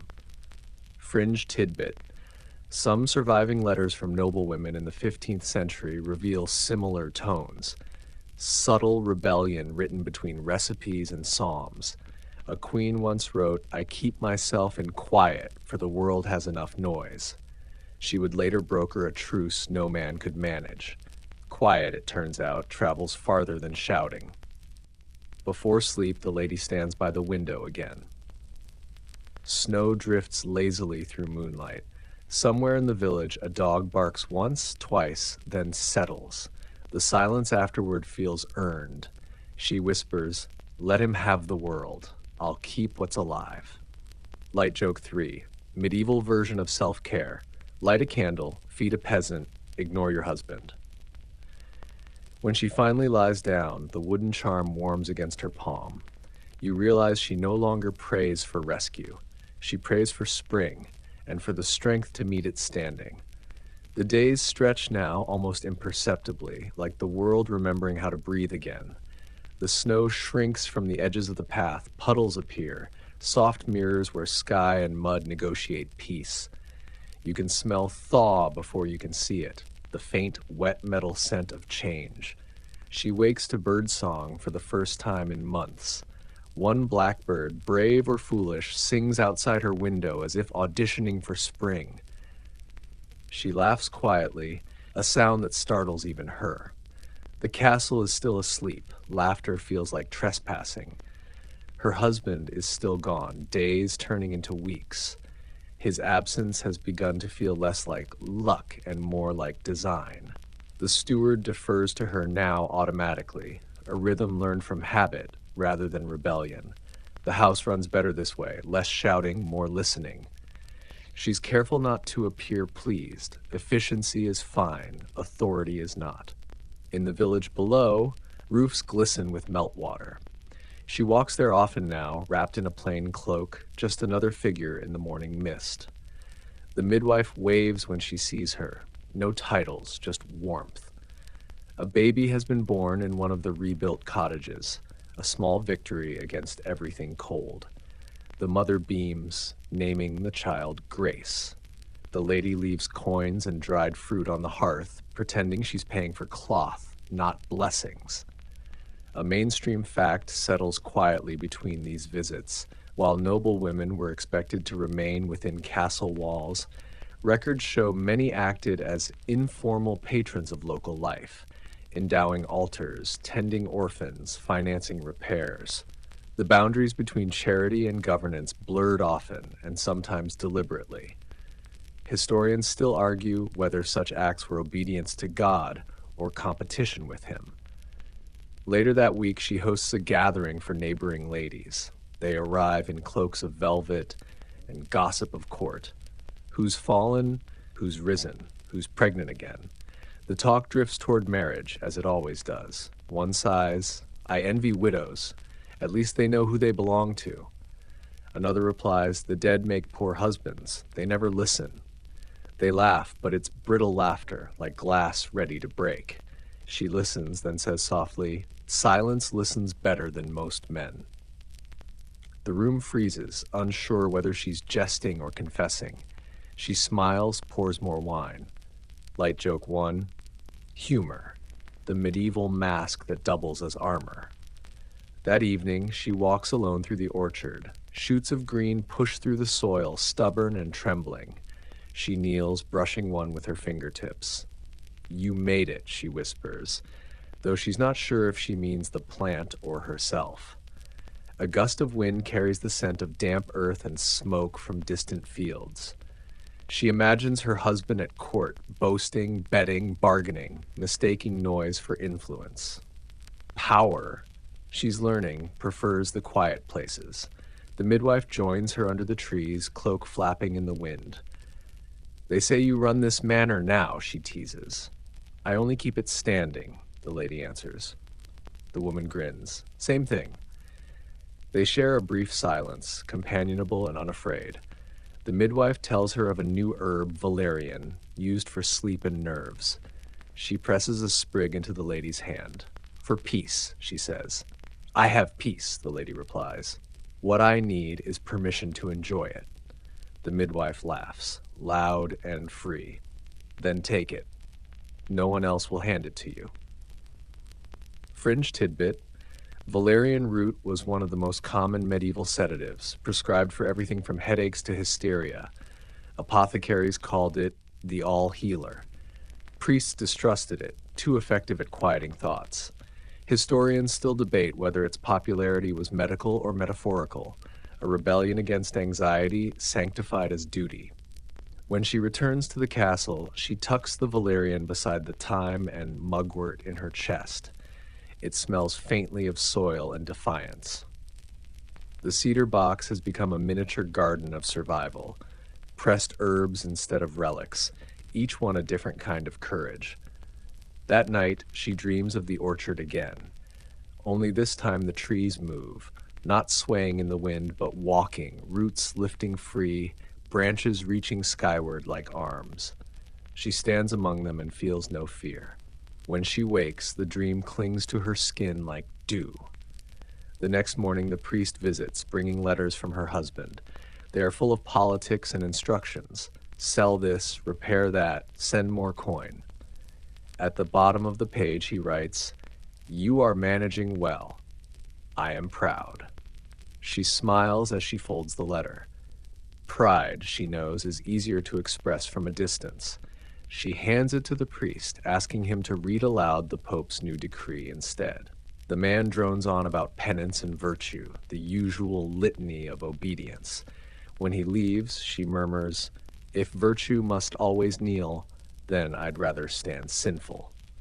Light joke 2. Confession tomorrow. Regret optional.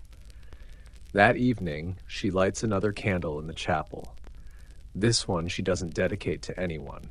She watches the wax pool and spill, forming its own map of rivers. The air smells of smoke and melted honey. She traces the flame's reflection on the wall and whispers, "Let me keep what's mine, my thoughts, my hands, my small mercies."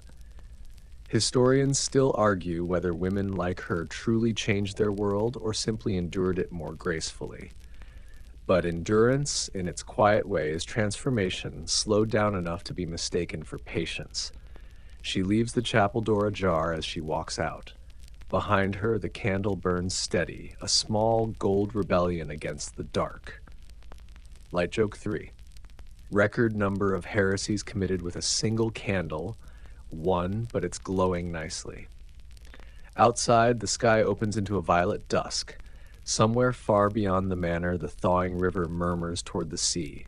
She listens, recognizing the sound of movement, of distance, of freedom pretending to be ordinary water. And in that moment, she realizes spring has begun, inside her first. Word arrives with the spring caravans. Lady A at the river bend has died in her sleep, and her widow sister now holds the lands until the king advises otherwise. You hear the carriage before you see it, wheels hissing through damp gravel, the deliberate clop of horses that know they're pulling more than a person. The dowager steps down in a dress the color of iron and smoke. No veil of obedience today, only the crisp black of authority wearing a face. You watch the courtyard recalibrate around her. The steward bows lower, the priest smiles tighter, and the servants study the ground as if it contains updates. The dowager's eyes skim the yard like a falcon's, brisk, appraising, careful to miss nothing and no one. She greets your lady with a kiss that is all warmth at the edges and steel at the hinge. Widows, you've learned, shake hands with both hands, comfort in one palm, contract in the other. At table, she declines wine, asks for hot water with cloves, and gets to work. The king will confirm my wardship, she says evenly, but until the seal arrives, the accounts will behave. She asks for ledgers, tallies rents out loud, and in 10 minutes locates a hole in the steward's arithmetic big enough to lose a sheepfold. The steward blanches. The dowager smiles. Light joke 1. Congratulations, you've been audited by grief. A mainstream fact lands like a seal on wax. Across late medieval Europe, widows could possess remarkable legal latitude. They could sue, be sued, manage estates, and hold their dower, often a third of their husband's lands, in their own name. Royal and noble widows occasionally acted as regents, signing charters, raising troops, negotiating treaties. Think Eleanor of Aquitaine riding between crowns. Think Margaret of Anjou gripping a kingdom by its ragged edges. Power with a black ribbon on it. And yet, as quickly as the dowager arranges the books, you feel the room's temperature slide. The priest tightens his sermon about a woman's glory being her modesty. A cousin jokes too loudly that a lady alone needs counsel. The words alone and counsel elbow each other like drunk cousins, and the dowager's mouth curves into a polite predatory crescent. She has heard this weather before. In the gallery, she walks beside your lady, two dark sails moving through a sea of heraldry. You run your house, the dowager says softly. I run mine. Men prefer we do it invisibly. Your lady nods. Then we'll choose clearer ink. The dowager's laugh is a quiet bell. She notices the falcon, the herb scent on your lady's sleeve, the Valerian's earth-sweet trace clinging to the cedar chest when the lid opens for a ledger. Keep your own archive, she advises. They'll rewrite it otherwise. Fringe tidbit. Among the charms kept by certain 15th century widows were not only herbs, but signet rings and portable reliquaries worn under gowns. The first to stamp letters, no man read for them. The second to remind every room that heaven had co-signed their authority. One inventory notes a small bone of Saint Catherine hidden in a girdle purse, which is the medieval equivalent of carrying both a notary and a thunderbolt. By afternoon, the dowager is in the village hearing grievances. A miller claims the reeve shorted his measure. A widow complains that her geese have been borrowed by Providence. The dowager listens without blinking, rules without theatrics, and pays the miller and pepper to shut him up for a week. Justice, she says, tastes better when it's spiced. Light joke 2. Legal precedent a la carte, add pepper, avoid appeals. You notice the other weather pattern now. Whispers eddying along the hedges. She's hard, she's lucky, she's unnatural. That last word is the one that curdles. Unnatural means a woman who stands where a man expects to stand. Unnatural means competent without permission. Night folds over the manor. In the solar, the dowager, your lady, and the midwife share bread and the hush that comes when the door finally latches. The dowager loosens her rings, flexes her fingers, and asks for time tea. The same tiny herb of courage we tucked beside the veil months ago. My husband taught me many things, she says dryly. I kept the useful ones and buried the rest. She turns the cup in her hands. Tomorrow we read the tenets, the new terms. Gentler where hunger bites. Tighter where greed fattens. Historians still argue whether the danger of dowagers was economic or superstitious, whether men feared their ledgers or their latitude. The answer does not choose. Independence keeps accounts in both columns. The next morning, a sheriff's man arrives with a face like a locked gate. By order, he intones, her wardship will be reviewed at quarter sessions. He looks at the dowager's black gown as if it's a signature she forged. She thanks him for the notice, hands him a honey cake, and closes the door gently. Then she says, still to the door, they will try piety first, slander second, seizure third. Your lady asks, and you? The dowager smiles. Paper first, witnesses second, alms louder than both, and if necessary, saints. The priest stirs the pot by warning against maleficium from those who meddle where men must decide. The word floats like smoke, ugly and flexible. The laundress mutters that witches don't balance accounts or feed orphans, but rumor was born with long legs. Your lady and the midwife pass bread faster, not quieter. A boy scrawls a crooked fish on the chapel door. Not the neat symbol of Christ, but something that wants to be a woman bending over a cauldron. The dowager rubs it off with her sleeve. Cauldrons, she says, feed households before they boil kingdoms. She orders sugar loaves cut for the infirm. She has learned this old arithmetic. If they will not accept your authority, they will sometimes accept your mercy. Light joke 3. Public relations, medieval edition. Sweeten the press, sweeten the peasants. A mainstream fact steadies the candlelight. Accusations of witchcraft in the later Middle Ages did not yet burn like the bonfire of early modern Europe, but the kindling was there, especially where women handled herbs, midwifery, or money. Court rolls show slander suits between neighbors over sorcery that often masked envy, debt, or property disputes. The law, for the moment, preferred fines to flames. For the moment. Still, the edge is sharp. A cow dies in a ditch, a baker's infant sickens. People seek a shape for chaos and choose the nearest silhouette with keys. The dowager does not blink. She sends linen to the baker, offers the use of her bull to the cow's owner, and attends mass in the front pew, black as a verdict and twice as calm. She takes communion with hands so steady the priest's eyes flick up in surprise. That steadiness is a sermon none of his words could manage. In the evening, she and your lady walk the parapet where you once measured storms and mercy. The river writes its silver sentence again. They think widowhood is a stop, the dowager says, but it's a bridge with toll booths at either end. She names the tolls: respect, fear, rumor, petition. Cross often, she advises, but never without your own coin. Your lady smiles toward the herb patch below, where rosemary and rue, purity and regret, our old roommates, green up after snow. We water with what we have, she says. Bread, pepper, signatures.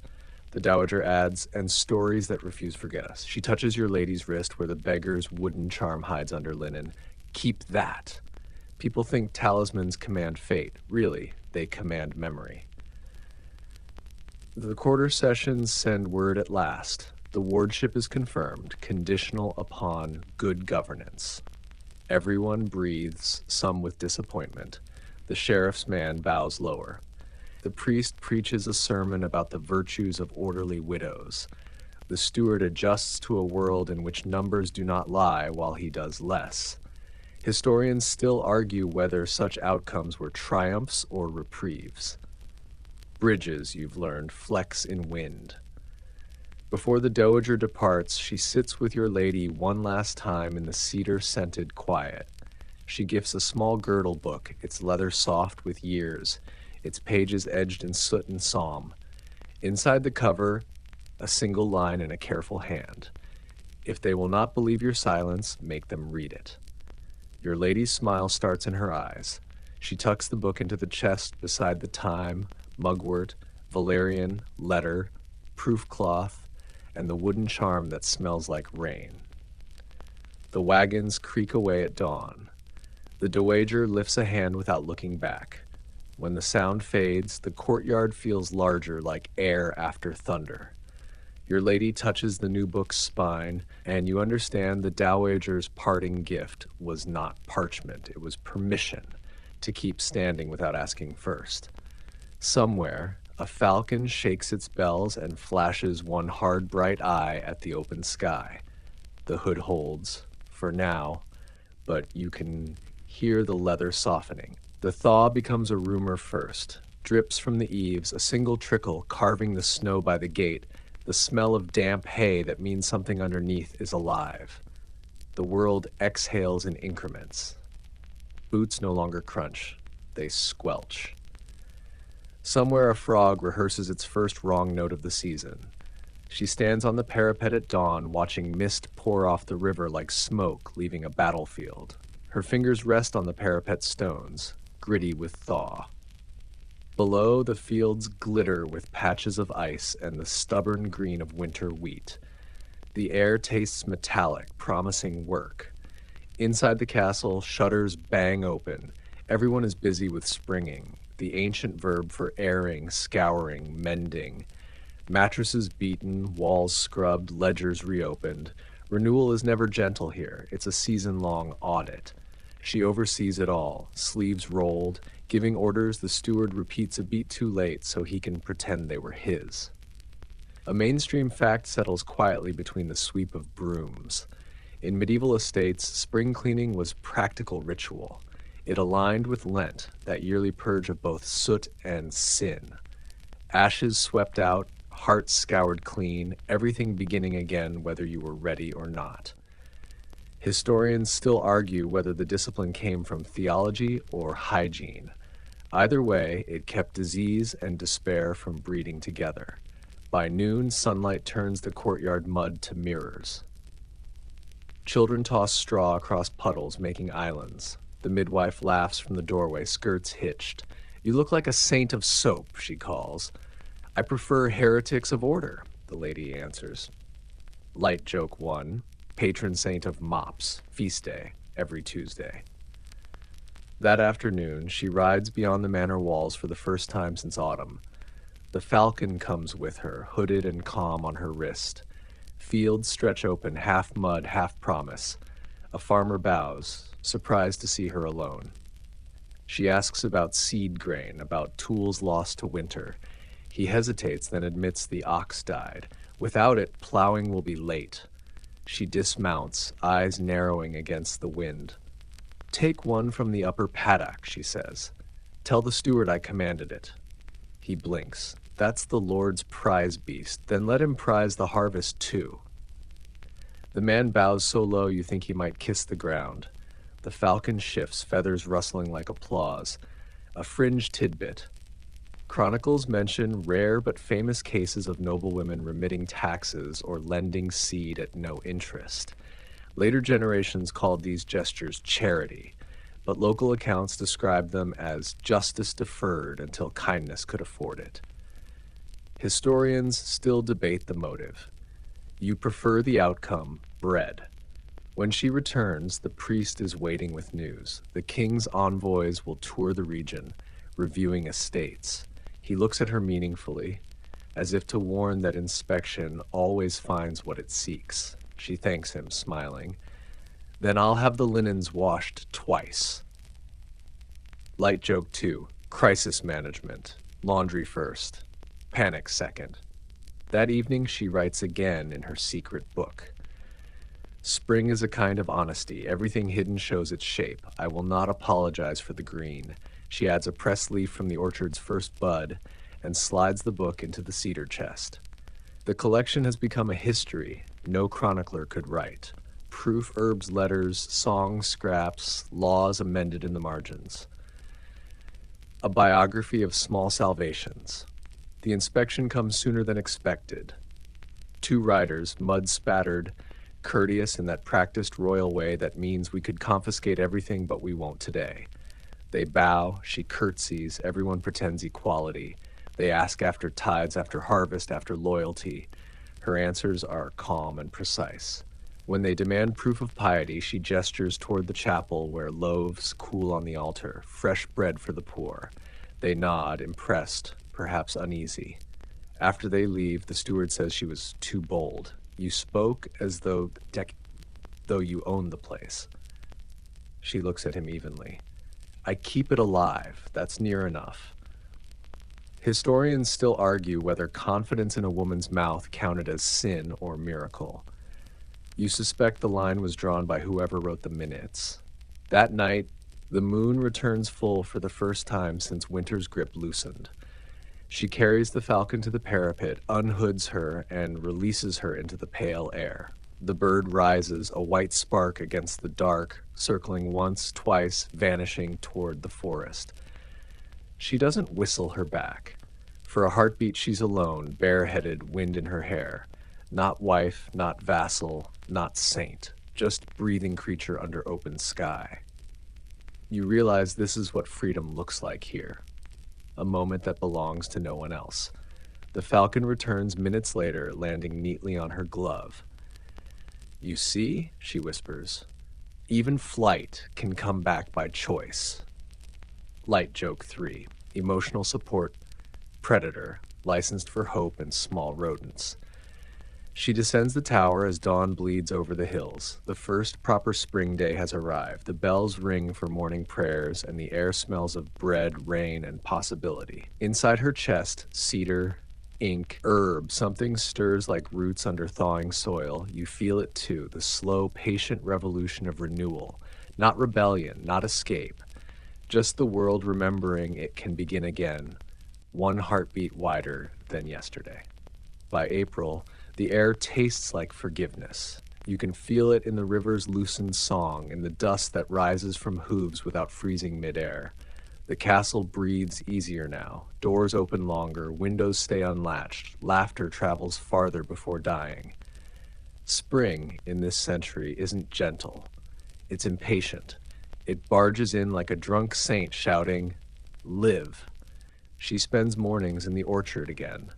The apple trees have burst into bloom overnight, white petals falling like belated snow, softer, kinder. Bees buzz in a low, sleepy chant that almost sounds like agreement. She touches one of the blossoms, thumb brushing pollen, and whispers, "You made it." The midwife joins her, bringing news of new mothers and new rumors, both equally fragile. The priest has been preaching against women who meddle in providence. No names mentioned, which of course means everyone knows exactly whose names he means. "Shall I worry?" the lady asks. "Not while the babies keep breathing," says the midwife, tucking her hands into her apron. "They'll get tired of talking before we get tired of living." Light joke 1. Medieval PR strategy: outlast the gossip, outbreed the slander. That afternoon, the lady hosts a feast for the tenants. A small one, unrecorded, unapproved. Tables dragged into the courtyard, ale tapped, bread torn. Music from a single fiddle, laughter from every direction. The children chase each other between barrels, faces streaked with flour and joy. For a while, even the priest smiles, though he'll later reframe it as charitable inspection. A mainstream fact surfaces under the din. During good harvests, some lords and ladies sponsored plow feasts, communal meals meant to bless fields and reinforce loyalty. They mixed prayer with politics, bread with hierarchy. Historians still argue whether these events built community or debt. Watching her distribute loaves by hand, you sense it's both. The economy of grace is never one-sided. When the dancing starts, she steps aside to watch. Her face is lit by firelight, that same mix of weariness and wonder you've seen since the wedding night. The midwife nudges her. "When was the last time you danced? Before I was someone's property." "Then the music's owed interest," the woman says, pulling her forward. The crowd parts, half in surprise, half in delight. She moves slowly at first, skirts brushing cobblestones, then finds the rhythm. Her laughter, low and careful, grows louder. The fiddle reels faster.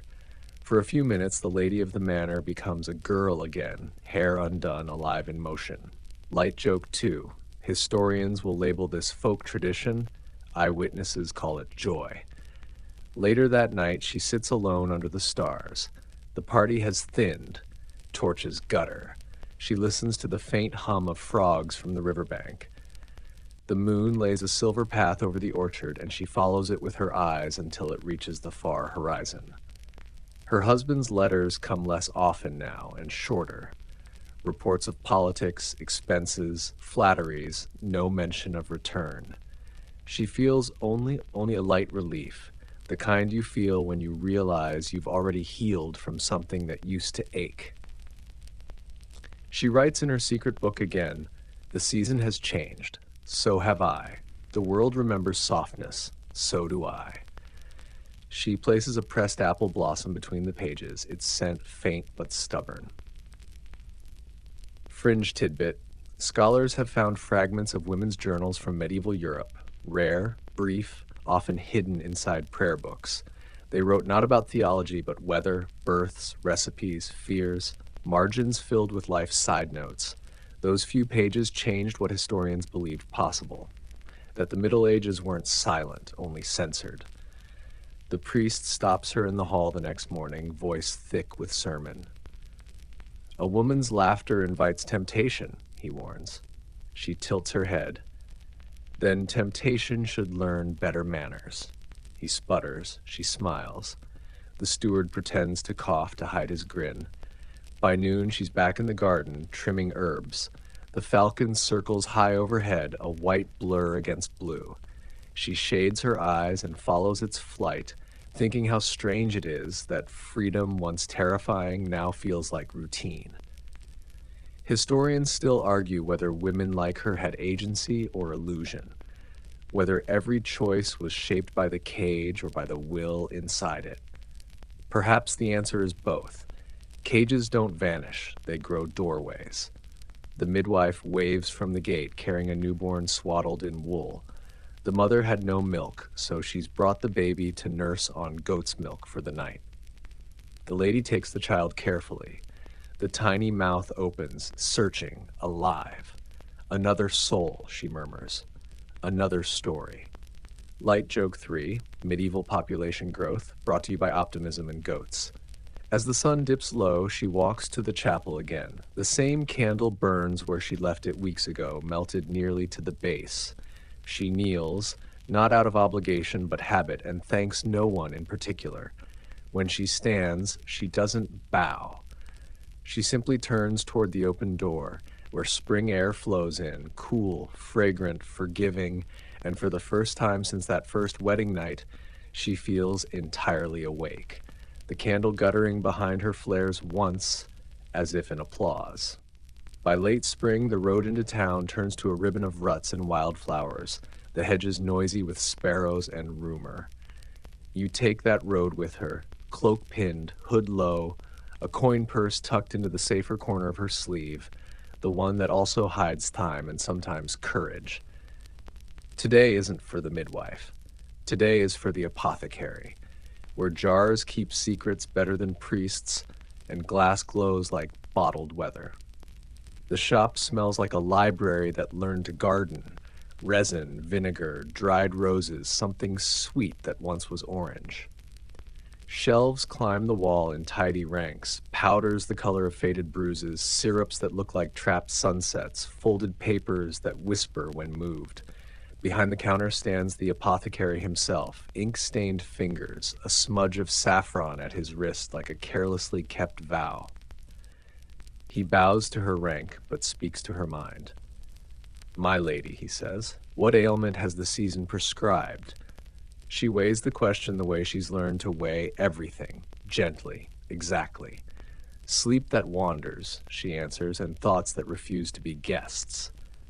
He nods as if melancholy is a regular customer. "We can make a cordial," he says, already reaching for glass. "One for night, merciful, and one for noon, persuasive." He sets out ingredients like a small liturgy. Honey first, to convince the tongue. Poppy syrup next, careful as moonlight, a breath of lemon peel because memory likes brightness even when sorrow does not. Then he adds shavings of licorice, a pinch of ground violet, and the smallest sheet of hammered gold leaf that vanishes on the liquid like a rumor, choosing not to be true. "Gold calms the noble temperament," he explains with a smile. Light Joke 1. At last, fiscal policy you can drink. A mainstream fact hums beneath the ritual. Medieval medicine speaks the language of humors. Blood, phlegm, yellow bile, black bile, a quartet said to orchestrate body and mood. Too much cold and dry, black bile makes melancholia, sadness, sleeplessness, thoughts that gnaw. Treatments warm and moisten, wine infusions, poppy, violet, sometimes saffron to color the mind back toward day. Physicians prescribe, apothecaries translate, women as ever test the results on lives that have less margin for error. Historians still argue whether humoral theory truly guided treatment or simply offered a poetic grammar for trial and error care already known in kitchens. He labels the vials in a neat church-going script, Somnus and Soul. Then, as if remembering a promise to curiosity, he pulls down a blue jar. "For days when obedience aches," he says softly, and the jar wakes with scent. Saffron, bright and nearly scandalous in cost. "A thread or two in milk," he says, "to gild the dark." She buys 3 because some luxuries are cheaper than despair. On a lower shelf wait the stranger cures, the ones that sound half prayer, half dare. A bladder of dried seahorses for childbirth luck. A lump of resin labeled dragon's blood that is almost certainly not. A glass tube with a pearl curled inside it like a thought that refused to dissolve. He shows her a stone the size of a knuckle, a bezoar, goat-born, celebrated in elite circles as antidote to poison. "Kings swear by them," he says. So do their enemies. Light Joke 2. Lab results pending since the Crusades. Fringe tidbit, apothecaries also sold moss scraped from skulls, Usni capitis, powdered into draughts against nosebleeds and sudden frights. The logic was sympathetic magic at its most literal. Take from the seat of fear what fear will not keep. A touch macabre, a little theatrical, and very much the kind of thing a rational century still buys if you put it in a prettier jar. As he wraps her purchases in oiled paper, he lowers his voice. There's another remedy, my lady. Not in bottles. He glances toward the street where wheels groan and a child laughs. Walk every day you can. Touch leaves. Count the bees. Put your hands in water that remembers winter. Melancholy dislikes witnesses. She nods.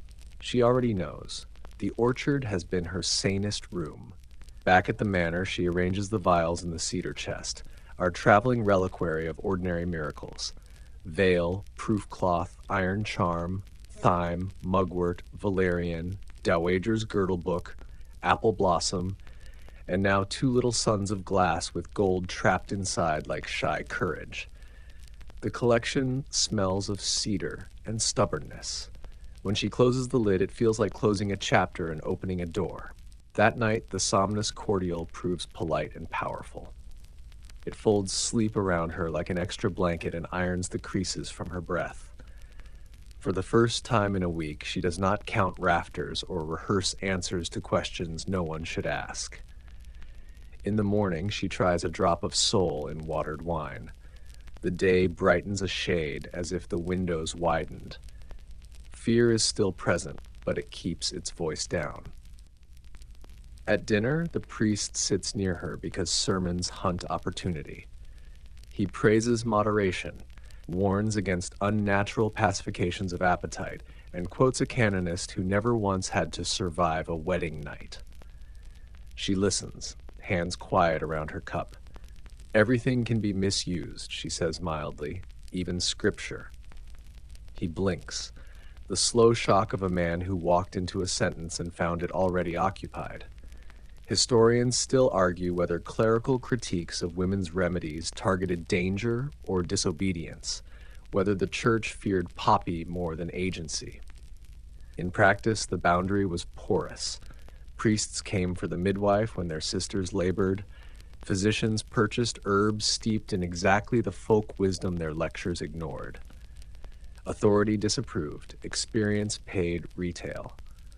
A week later, a messenger arrives with a sack of citrons from the coast, a court gift meant for her husband that didn't wait for him. She slices one carefully, the knife releasing a sun into the room. The rind perfumes the air with travel and impossible places. She candy the peel with honey and saffron and hides the jar in the pantry where melancholy can't reach without asking permission. Light joke 3. International trade agreement ratified by your sweet tooth. Not every remedy is liquid. Some are choreography. She makes a rule of afternoons in the orchard, of touching bark, of calling the falcon by name instead of by use. She sings under her breath while she sews, not hymns, but human tunes about bread and rain. At night, she reads a line of the Dowager's girdle book and writes one of her own beneath it, in her small heresy of a journal. If sadness is a season, then I will learn its weather and plant accordingly. The steward notices she startles less. The servants notice she laughs more. The midwife notices the level in the soul vial descending at a sensible pace. The priest notices that his favorite proverbs no longer land like anchors. He adds thunder to his homily. She adds saffron to her milk and listens without absorbing. The humors within her stop arguing and begin discussing terms. There are missteps. One evening, the Somnus cordial seduces a longer sleep than promised and leaves her groggy, words cottoned at the edges. She adjusts her measure, a widow's wisdom even in marriage. Negotiate with everything, even sleep. Another day, a whisper runs through the village that her forever candles are sorcery. She invites the gossips to the solar and has them help pour beeswax into molds while the candles for the poor cool on the windowsill. Sorcery becomes generosity when given a chore. You think suddenly of an older joke we never quite told, the one about crocodile dung sunscreen the ancients swore by. You smile at the callback because every century has its potions. The difference here is that hers are chosen, not imposed. Choice dilutes dread better than opium.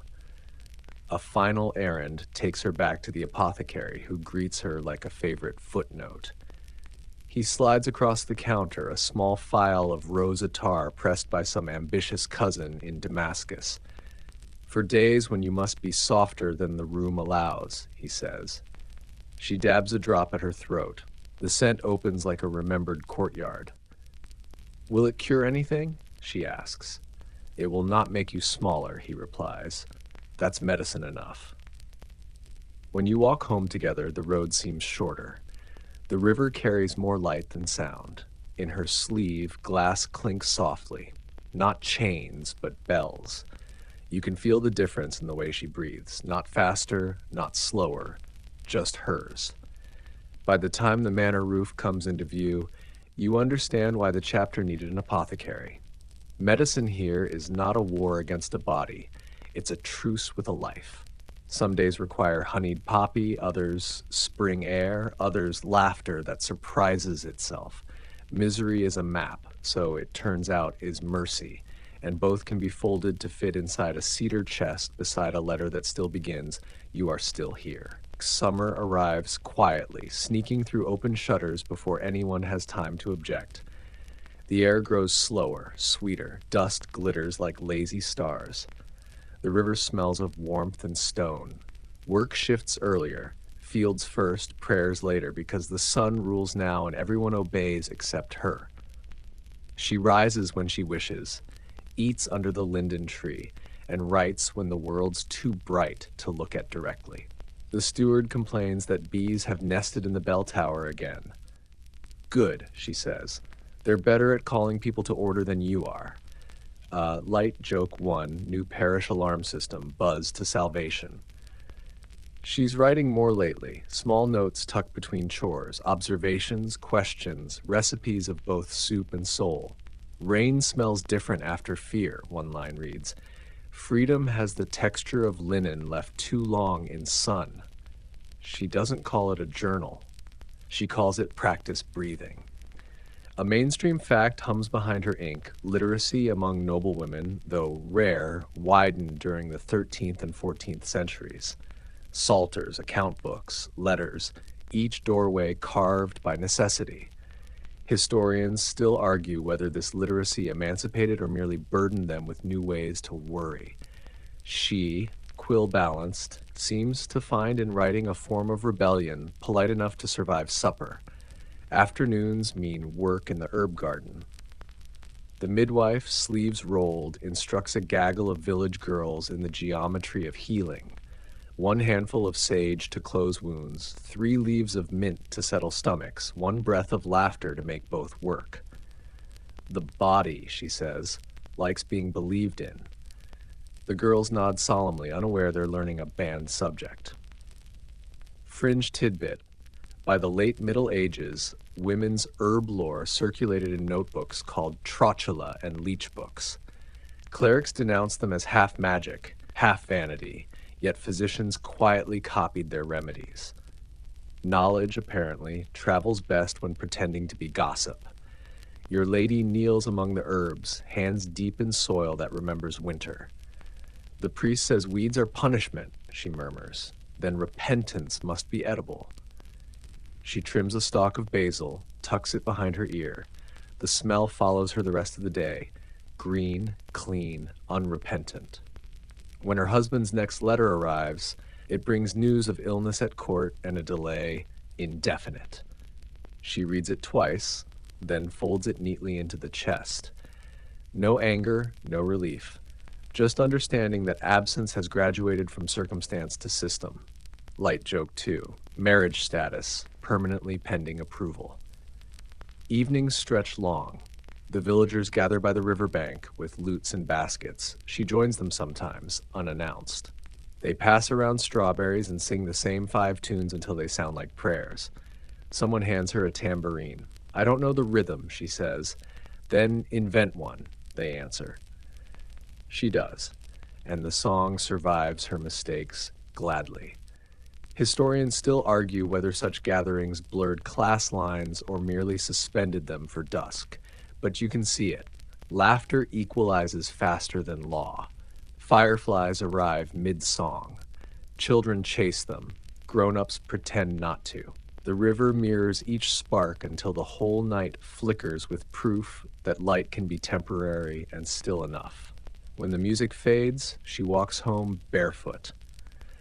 The path hums with crickets, the sky low with stars.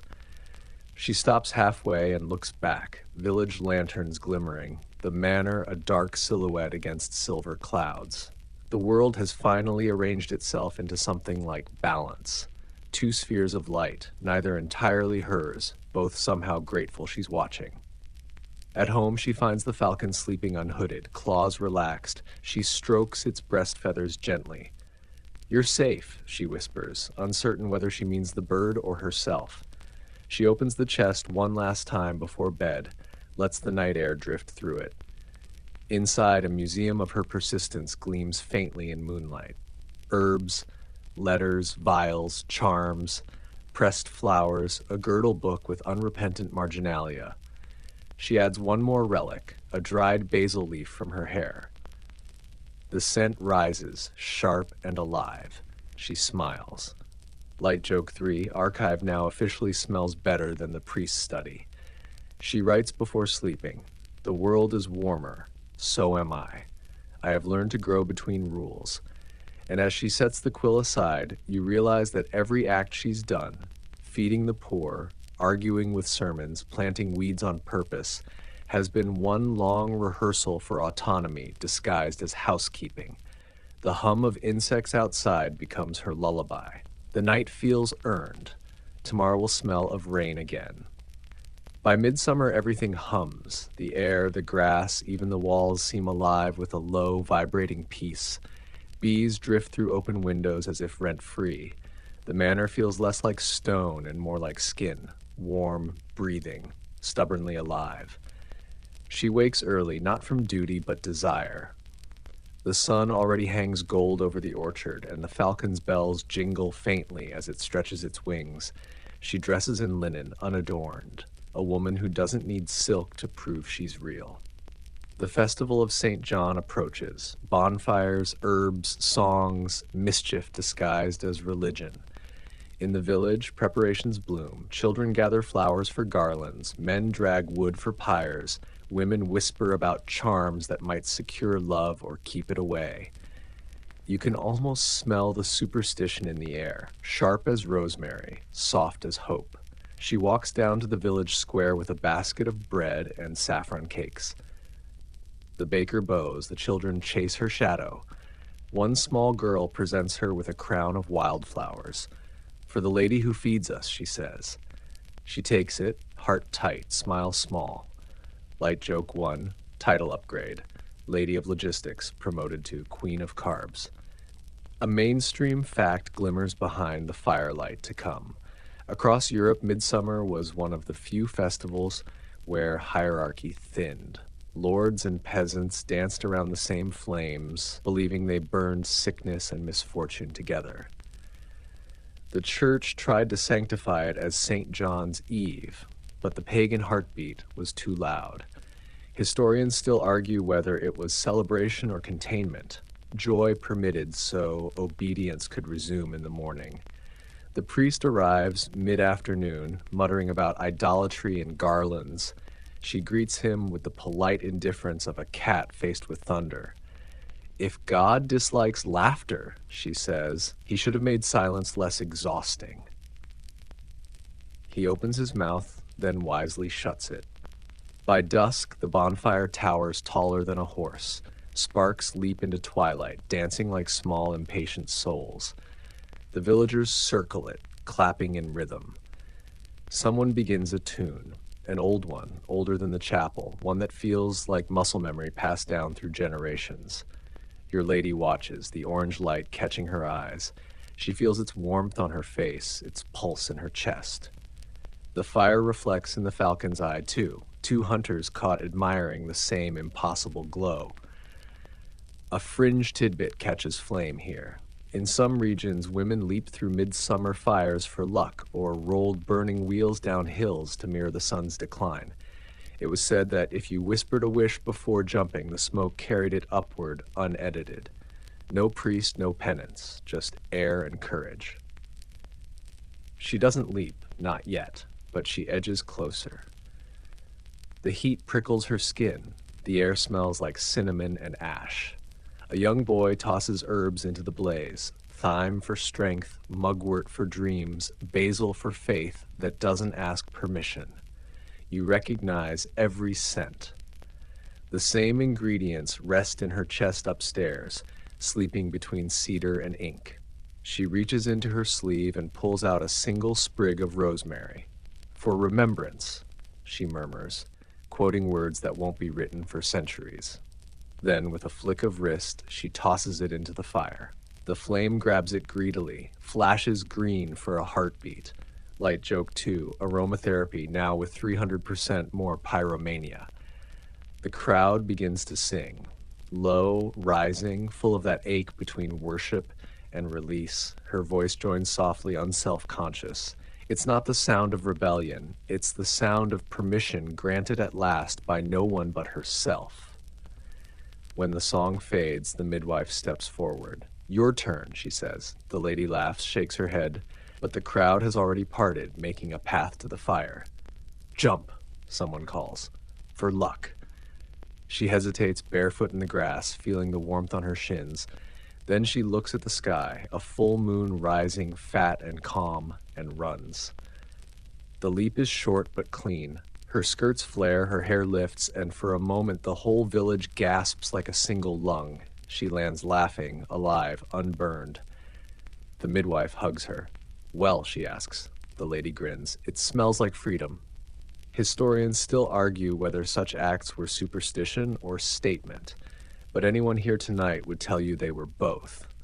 Fire is old enough to understand complexity.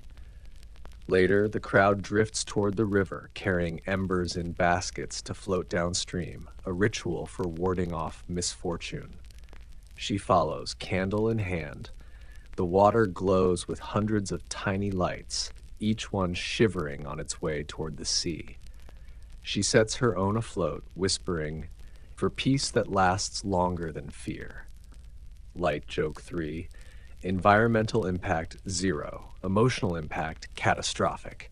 When the last light vanishes around the bend, the night feels enormous. Crickets sing. The bonfire hisses itself smaller. The villagers yawn, embrace, wander home through the dark. She stays behind a little longer, toes in the cool riverbank mud, face lifted to the moon. She closes her eyes, breathing in the mingled scents of smoke, flowers, and the faint metallic tang of possibility. You realize what's happened. Somewhere between frost and flame, obedience melted into choice. What began as survival has turned into authorship. The night folds itself around her, gentle and wide. The falcon calls once from the manor roof. Not command, not question, just presence. She answers without words. And in that silence, you can feel the world resetting, not loudly, but irrevocably. Morning after midsummer smells of smoke, dew, and sleep. The courtyard is scattered with remnants, wilted garlands, shoes left behind by dancers, a bucket that tried to douse the bonfire but joined it instead. The air hums with that soft ache that follows joy. Too much laughter, too much life, and the quiet disbelief that you survived both. She walks barefoot through the grass. The earth is warm, forgiving. Her dress, still faintly smoky, brushes the wild chamomile sprouting between stones. She looks lighter, not younger, just unburdened, as if she's finally stepped out of someone else's story. By the time she reaches the orchard, the sun has risen high enough to turn every leaf into glass. The falcon circles overhead, a white thread stitching sky to land. She raises a hand but doesn't call. The bird knows where home is. The midwife finds her there, carrying bread. They sit beneath the trees, sharing the loaf without ceremony. You jump the fire. the midwife says. I did. Feel any holier? Only hungrier. Light Joke 1, Spiritual Awakening, best served with carbs. A mainstream fact lingers behind the humor. Women who leapt midsummer fires were often said to ensure fertility, not just of wombs, but of fields, herds, and households. A village without fear of famine needed symbols, and the female body was the oldest one available. Historians still argue whether these rituals empowered or objectified, whether joy disguised obligation or outgrew it. Watching her now, bread in hand, laughter easy, you think maybe the ritual finally belonged to her instead. Later that week, travelers arrive, pilgrims on their way to a shrine farther north. Dusty, blistered, reverent in all directions. She opens the gates, feeds them, wash in the river. The priest frowns at the generosity. They'll speak of witchcraft, and he warns. They'll speak of kindness, she replies. It sounds the same to frightened ears. One of the pilgrims, an old woman with eyes like weathered copper, presses a coin into her palm. From Jerusalem, she whispers, for the hand that feeds strangers. The coin is thin, almost transparent with wear. She tucks it into the cedar chest beside the saffron and the apple blossom. The collection hums faintly, like it's learning a new note. Fringe tidbit. Among medieval pilgrims, small pilgrim badges and coins were traded as both relics and currency. Each bore the memory of a holy place. To give one was to transfer a fraction of its protection. Some women, historians note, wore dozens sewn into hems and sleeves, armor made of stories and dust. Days turn hot. Even the bees seem lazy, their buzzing more like sighing. She orders a canopy hung over the courtyard well and declares it the summer hall. Meals, meetings, gossip, all move outdoors. The priest mutters about impropriety until he realizes the shade helps him nap. Light Joke 2. Resistance neutralized by architecture. Under the canopy, she reads aloud from the Dowager's girdle book, psalms on one page, her own thoughts on the next. The villagers listen half for scripture, half for her voice. When she pauses, children ask questions the church never anticipates. Does God like honey? Who made thunder? Why can't we dance on feast days and fast days? She answers carefully, because if joy never stops, we forget how to notice it. A mainstream fact threads through the laughter. Summer sermons often doubled as civic instruction. Weather omens, crop rules, plague prevention. Preaching was seasonal housekeeping. Historians still argue whether faith organized survival or simply explained it. In her version, both coexist comfortably in the shade. Evening brings a storm, thunder rolling like old anger forgiven. Rain hammers the canopy, people scatter, shrieking and laughing. She stands at the edge of the orchard, face tilted up, eyes closed.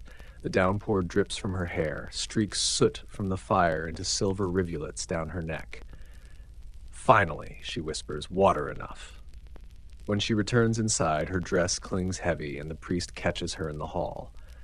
Lady, he begins, to stand bareheaded in the rain invites. Yes, she interrupts, life. He falls silent. Some arguments drown quietly. Historians still argue whether the so-called cult of weather saints was superstition or science. Peasants prayed to Saint Medard for rain, to Saint Swithin for sun, adjusting theology like irrigation schedules. She seems to have solved it without intermediaries. That night she writes again, the rain baptized no one. It simply remembered me clean. She adds the line to her secret book and places the old pilgrim coin on top. It gleams dull gold, catching candlelight the way certainty never can. Outside, frogs sing until dawn. The air smells of soaked grass and wood smoke, holy in its own unbothered way. The world feels rinsed, reset. The fire's ashes have fed the ground, and in the morning mushrooms will rise where fear once burned. Light Joke 3, resurrection, but make it agricultural. Before she sleeps, she touches the falcon's feathers, soft now, molting for the new season. We all shed something, she murmurs. The bird clicks its beak, half asleep, and as thunder mutters one last time in the distance, you realize the story's tone has shifted again. What began as dread and defiance has become something rarer. Ease. The kind earned, not granted. The storm passes, the night settles, the house, the land, the woman, they all rest in the same rhythm at last. August arrives, wearing gold dust and fatigue. The fields bend under the weight of ripened grain, bees stagger home drunk on nectar, and the air hangs thick, part blessing, part warning. Everything living has worked too hard, and even joy needs shade. The harvest begins before dawn. You hear it first, the rhythm of scythes slicing stalks, the soft sigh of wheat bowing to inevitability. She joins the workers barefoot, hem-tied, hands unjeweled. The steward nearly faints. "My lady," he sputters, "that's not fitting." "It's efficient," she replies and lifts another sheaf. Light joke 1. Workplace safety violations equals 100% morale improvement. By noon, the courtyard brims with movement. Women thresh, men stack, children chase chickens that mistake freedom for chaos. Bread bakes in every hearth, laughter smolders in the air like incense. She moves among them, equal parts overseer and friend, her face flushed with sun and flower. Someone begins to sing. An old harvest chant about debts forgiven and bellies full. She hums along, unafraid of being heard. A mainstream fact. Medieval harvests were social contracts disguised as festivals. Landowners provided ale and bread, workers gave labor and loyalty, and the church collected both gratitude and taxes. Historians still argue whether this ritual was community or control.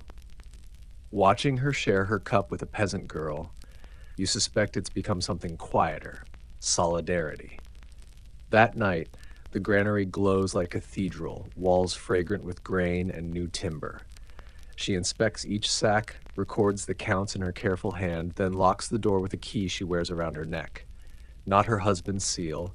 Her own handwriting is proof enough now. When she turns, the midwife is waiting, holding 2 cups of ale.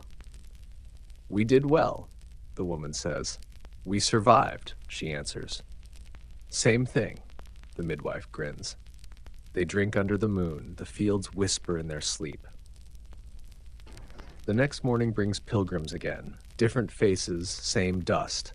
Among them a boy limping on a carved stick. She kneels, examines the crude splint, and fetches linen herself.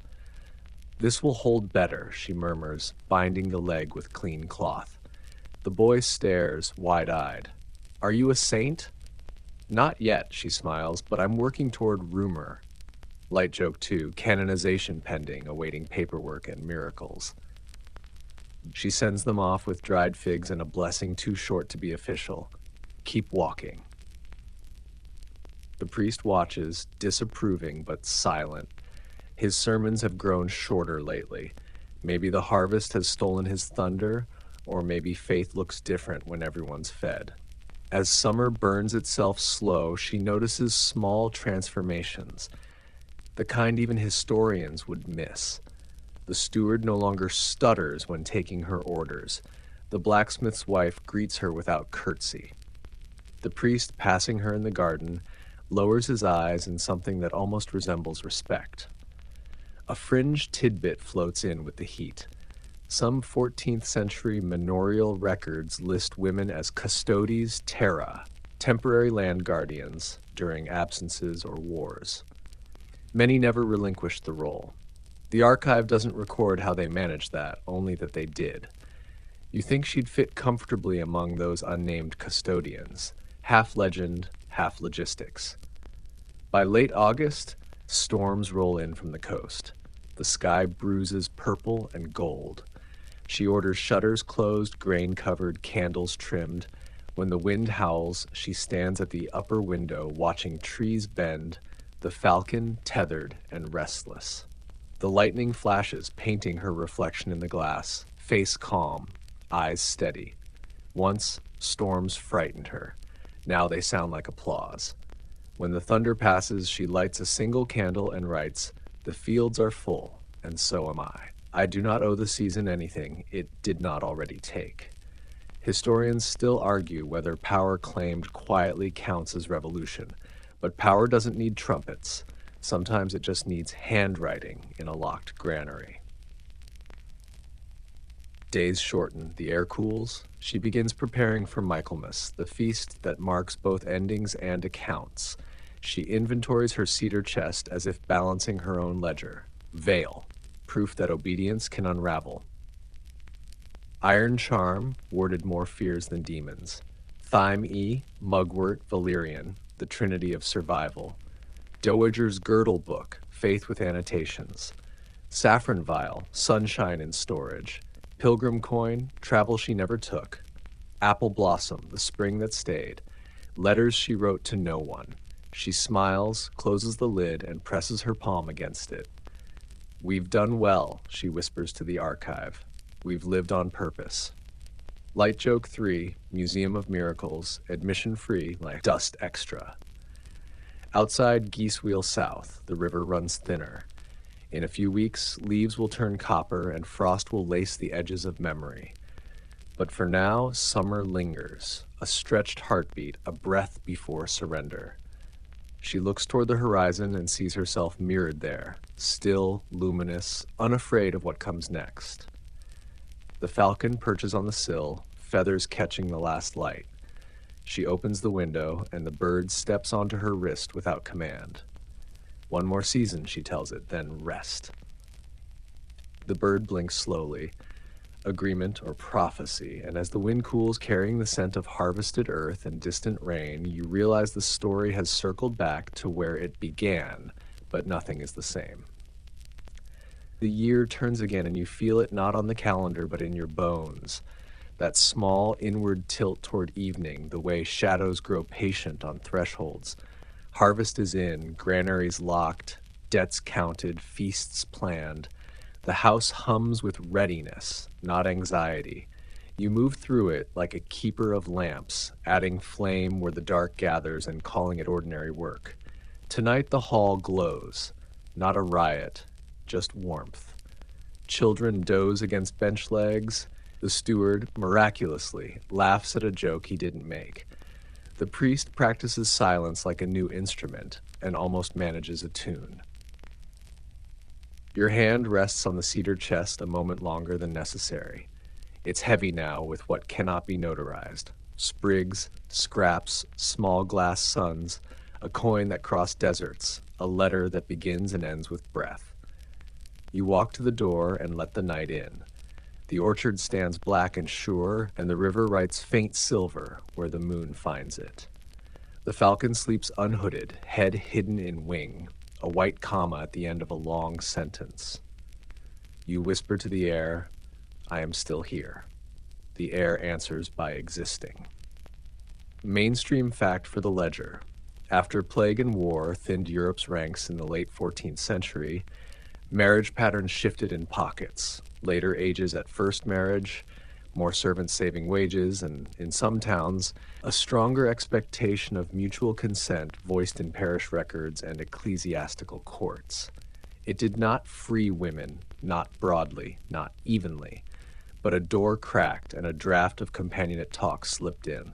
Historians still argue whether that draft was a breeze or only our hindsight calling any mercy a gale. You count the hinges you found, a prayer whispered sideways, a garden grown for medicine and monologue, a dowager's practical scripture, a village feasted into dignity, a steward taught to hear, a priest taught to blink, a bird taught or allowed to return without command. You remember midsummer's leap, winter's bread, the first vial of gold leaf courage, the night you let the rain baptize nothing and everything. You remember the beginning, candles, a crowd, a door that closed like a verdict, and the morning when linen became a sentence. You follow that thread across months and realize it doesn't lead you out so much as open you up. Fringe tidbit for the chest. Some households told the bees when marriages were made, when births came, when masters died, tapping the hive, tying a ribbon, inviting witness so sweetness wouldn't sour. You smile at the thought. Even bees were kept in the loop because silence breeds trouble. Light joke 1, medieval HR policy. Benefits include pollen, news, and reasonable buzz. You sit with the midwife in the summer hall reborn as autumn porch. She shells peas into a bowl. You pour cider and don't name the ritual.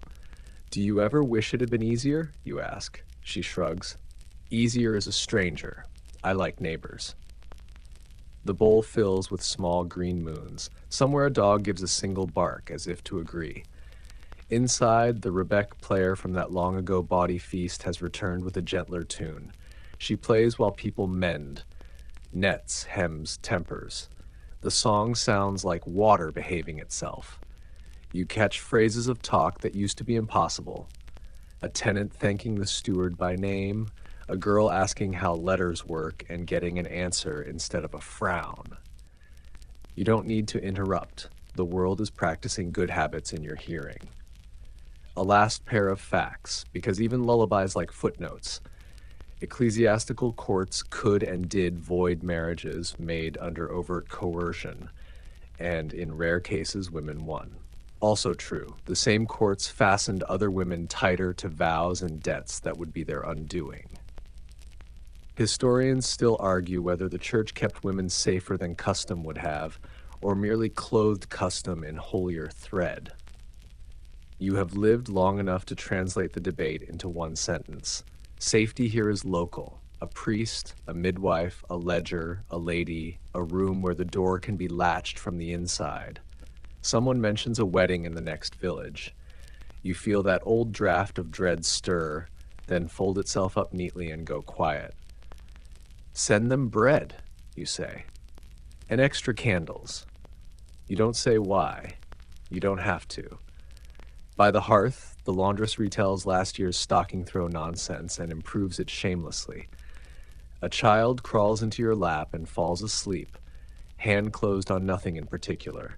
You look down and realize the hand has made a fist around the future as if it were a berry. Light joke 2, storage method. Keep hopes cool and dry. Later you climb the stair alone. Floorboards whisper your steps like a directory. In the chamber, you open the cedar chest one more time.